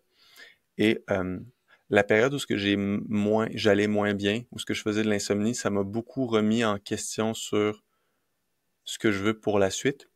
Et pour être franc avec toi, je sais que pour certaines personnes, c'est pas logique, mais comment que je vois ça, c'est que je me suis dit, OK, Simon, pour les 5 prochaines années, tu travailles du 60-70 heures par semaine pour avoir une liberté pour le reste de ta vie. Et je sais que ça peut sembler illogique pour certaines personnes parce que oui, je sais qu'on peut tomber malade du jour au lendemain, la vie, tu peux avoir un accident, tout ça, ce n'est pas logique. Mais vu que j'aime ça, c'est autre chose. Faire 60-70 heures dans quelque chose que t'aimes, que tu crées de toutes pièces, versus faire 60-70 heures d'un travail où ce que t'es un robot que tu détestes, c'est pas la même chose. Donc moi, je trouve ça réaliste pour moi présentement parce que je me dis, je vais être père bientôt, je veux être présent pour eux, je veux monter quelque chose, je veux atteindre mon prime en termes de business et physique.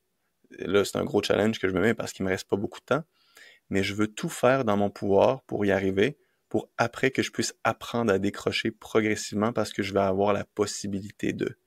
Mais comme tu l'as dit, je pense que c'est quelque chose qui se pratique, qui va devoir être progressif parce que le jour que je vais pouvoir me permettre ça, je pense pas que je vais être capable tout de suite. Mm.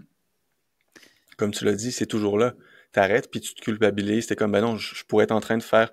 C'est ça le couteau à double tranchant de notre travail, c'est les moments que t'arrêtes, tu dis, je pourrais être en train de penser à du contenu, je pourrais être en train de créer un script, je pourrais être en train de prendre de l'avance sur quelque chose. Et c'est ça qui est difficile dans notre travail, c'est qu'on peut toujours en faire plus, Mm. même si tu travailles 60 heures par semaine. Et tu l'as très, très bien dit. Je pense que c'est quelque chose qu'avec le temps, quand on va pouvoir, il va falloir qu'on pratique parce qu'on n'est pas bon présentement.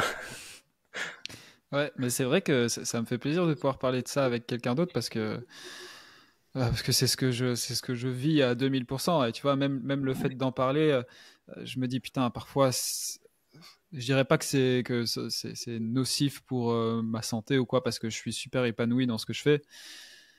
Mais c'est vrai que parfois, j'en viens à un point où je me dis, putain, j'ai du mal à profiter de la vie, tu vois.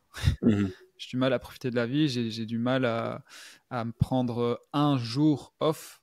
Ouais. Je sais pas quand est-ce que c'est la dernière fois que j'ai pris un vrai jour off, tu vois. Mhm. Ça n'existe pas. Et je saurais même pas quoi faire actuellement, tu vois.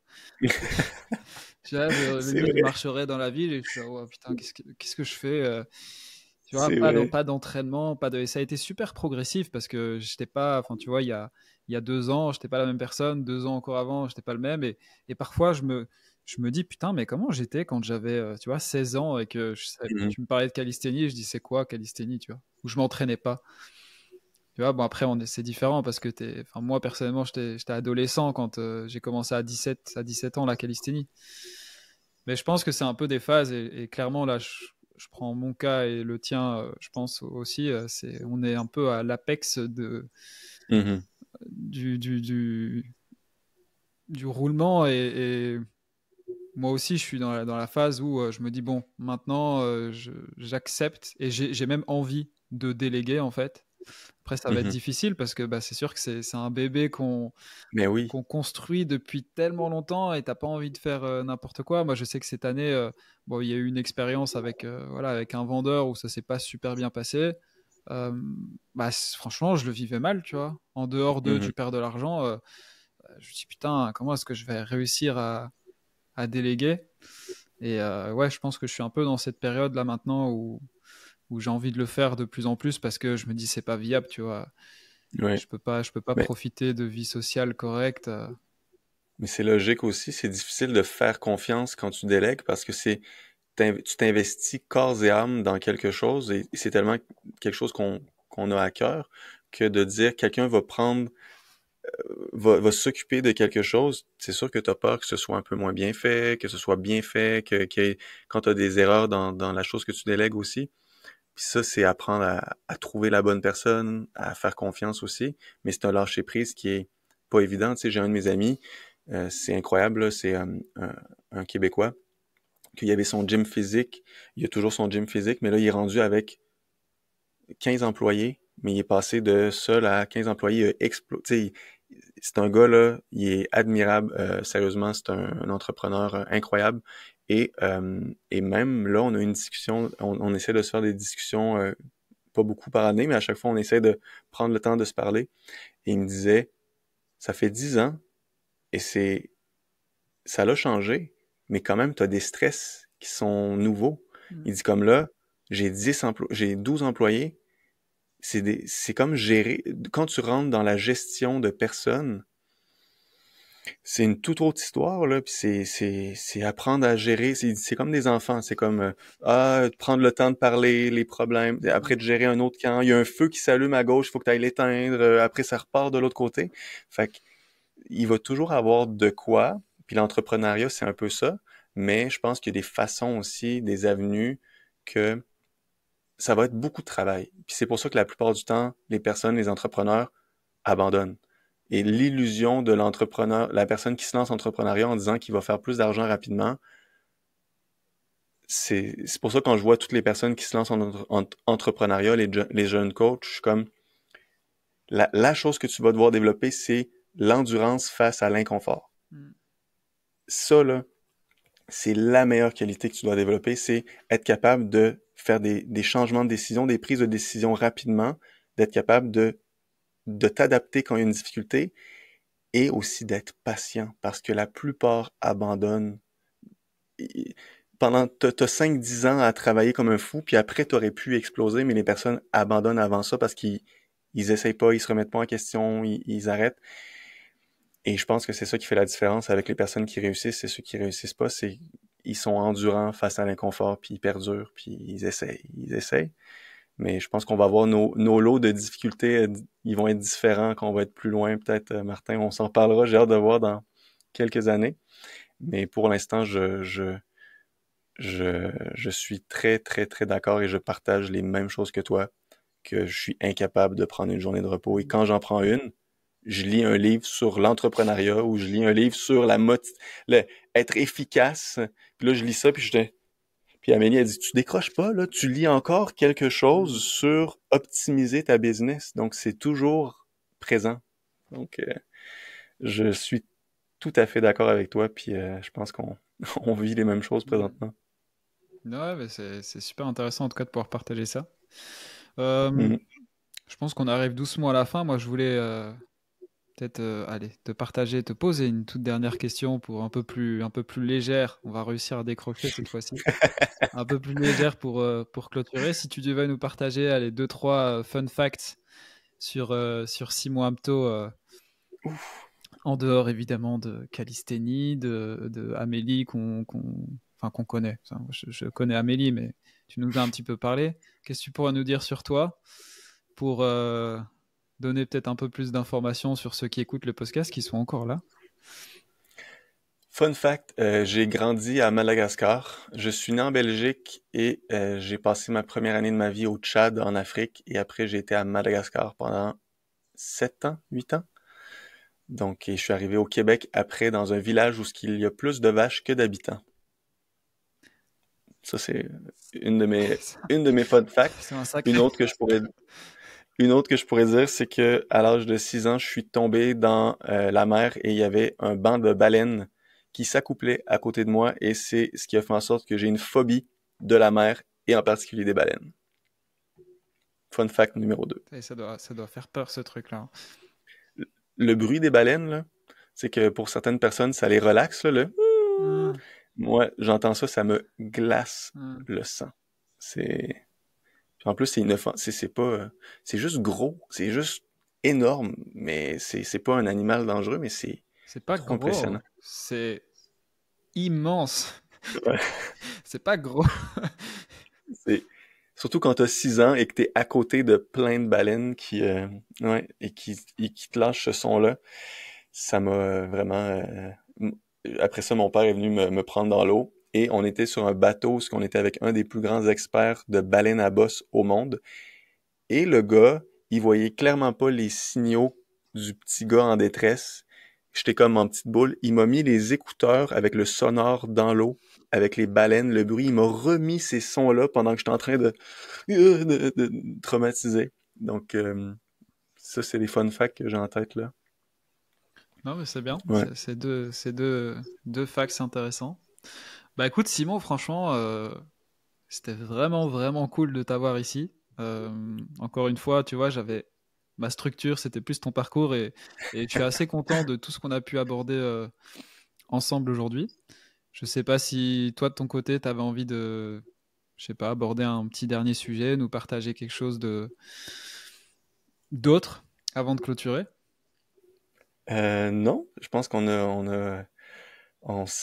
a vraiment été traité beaucoup de sujets intéressants que je suis content parce que ça faisait longtemps que c'est un peu un travail, on dirait, ça te permet de dire verbalement des choses que tu penses mais que tu partages pas, donc c'est dans ta tête. Puis là, de parler avec d'autres personnes aussi qui partagent les mêmes choses que toi et d'essayer de l'expliquer de façon claire, ça fait du bien. Donc, je t'en Mm. remercie beaucoup. C'était vraiment super, Martin. Mm. Bah, au plaisir. Bah, écoute, un grand merci à toi, Simon. Et puis, écoute, peut-être à une prochaine fois. Là, en tout cas, ceux que j'ai déjà interviewés, bah, je pense au Barbenders, tu sais, qui est une organisation en Belgique, Ouais. enfin une association de street workout. Je leur disais, bon, bah, ça pourrait être vraiment cool. Tu sais, dans 1 an, dans 2 ans, parce que leur projet est en train de grandir. Bah, on se refait un petit point, tu vois, pour voir un petit peu où est-ce que ça en est, etc. Donc, écoute, peut-être que dans 5 ans, on se retrouvera sur le même podcast pour faire un peu le point. On réécoutera un petit peu l'ancien et on se dira, waouh, bah ok, là, Maintenant, ça on s'est a passé 12 comme prévu. employés. On a 12 employés. On repense à tout ce qu'on a dit, puis on dit, OK, c'est fou ce qui s'est passé. Mais oui, avec grand plaisir. Si tu veux aussi un épisode là, plus axé technique, planche ou quoi que ce soit, Hmm, là, des mouvements, des questions plus axées programmation aussi, là, moi, ça me fait plaisir quand tu veux pour un deuxième épisode, Martin. ouais, bah écoute, merci beaucoup et bah, je sais pas où est-ce que vous en êtes, si vous écoutez, si vous êtes encore là, bonne soirée, bonne journée, peut-être si c'est le matin. Et puis, bah, de toute façon, je mettrai les coordonnées de Simon évidemment en description si vous voulez aller le retrouver sur les plateformes, sur les réseaux sociaux, etc. Merci beaucoup. Yes, ciao Simon. Salut.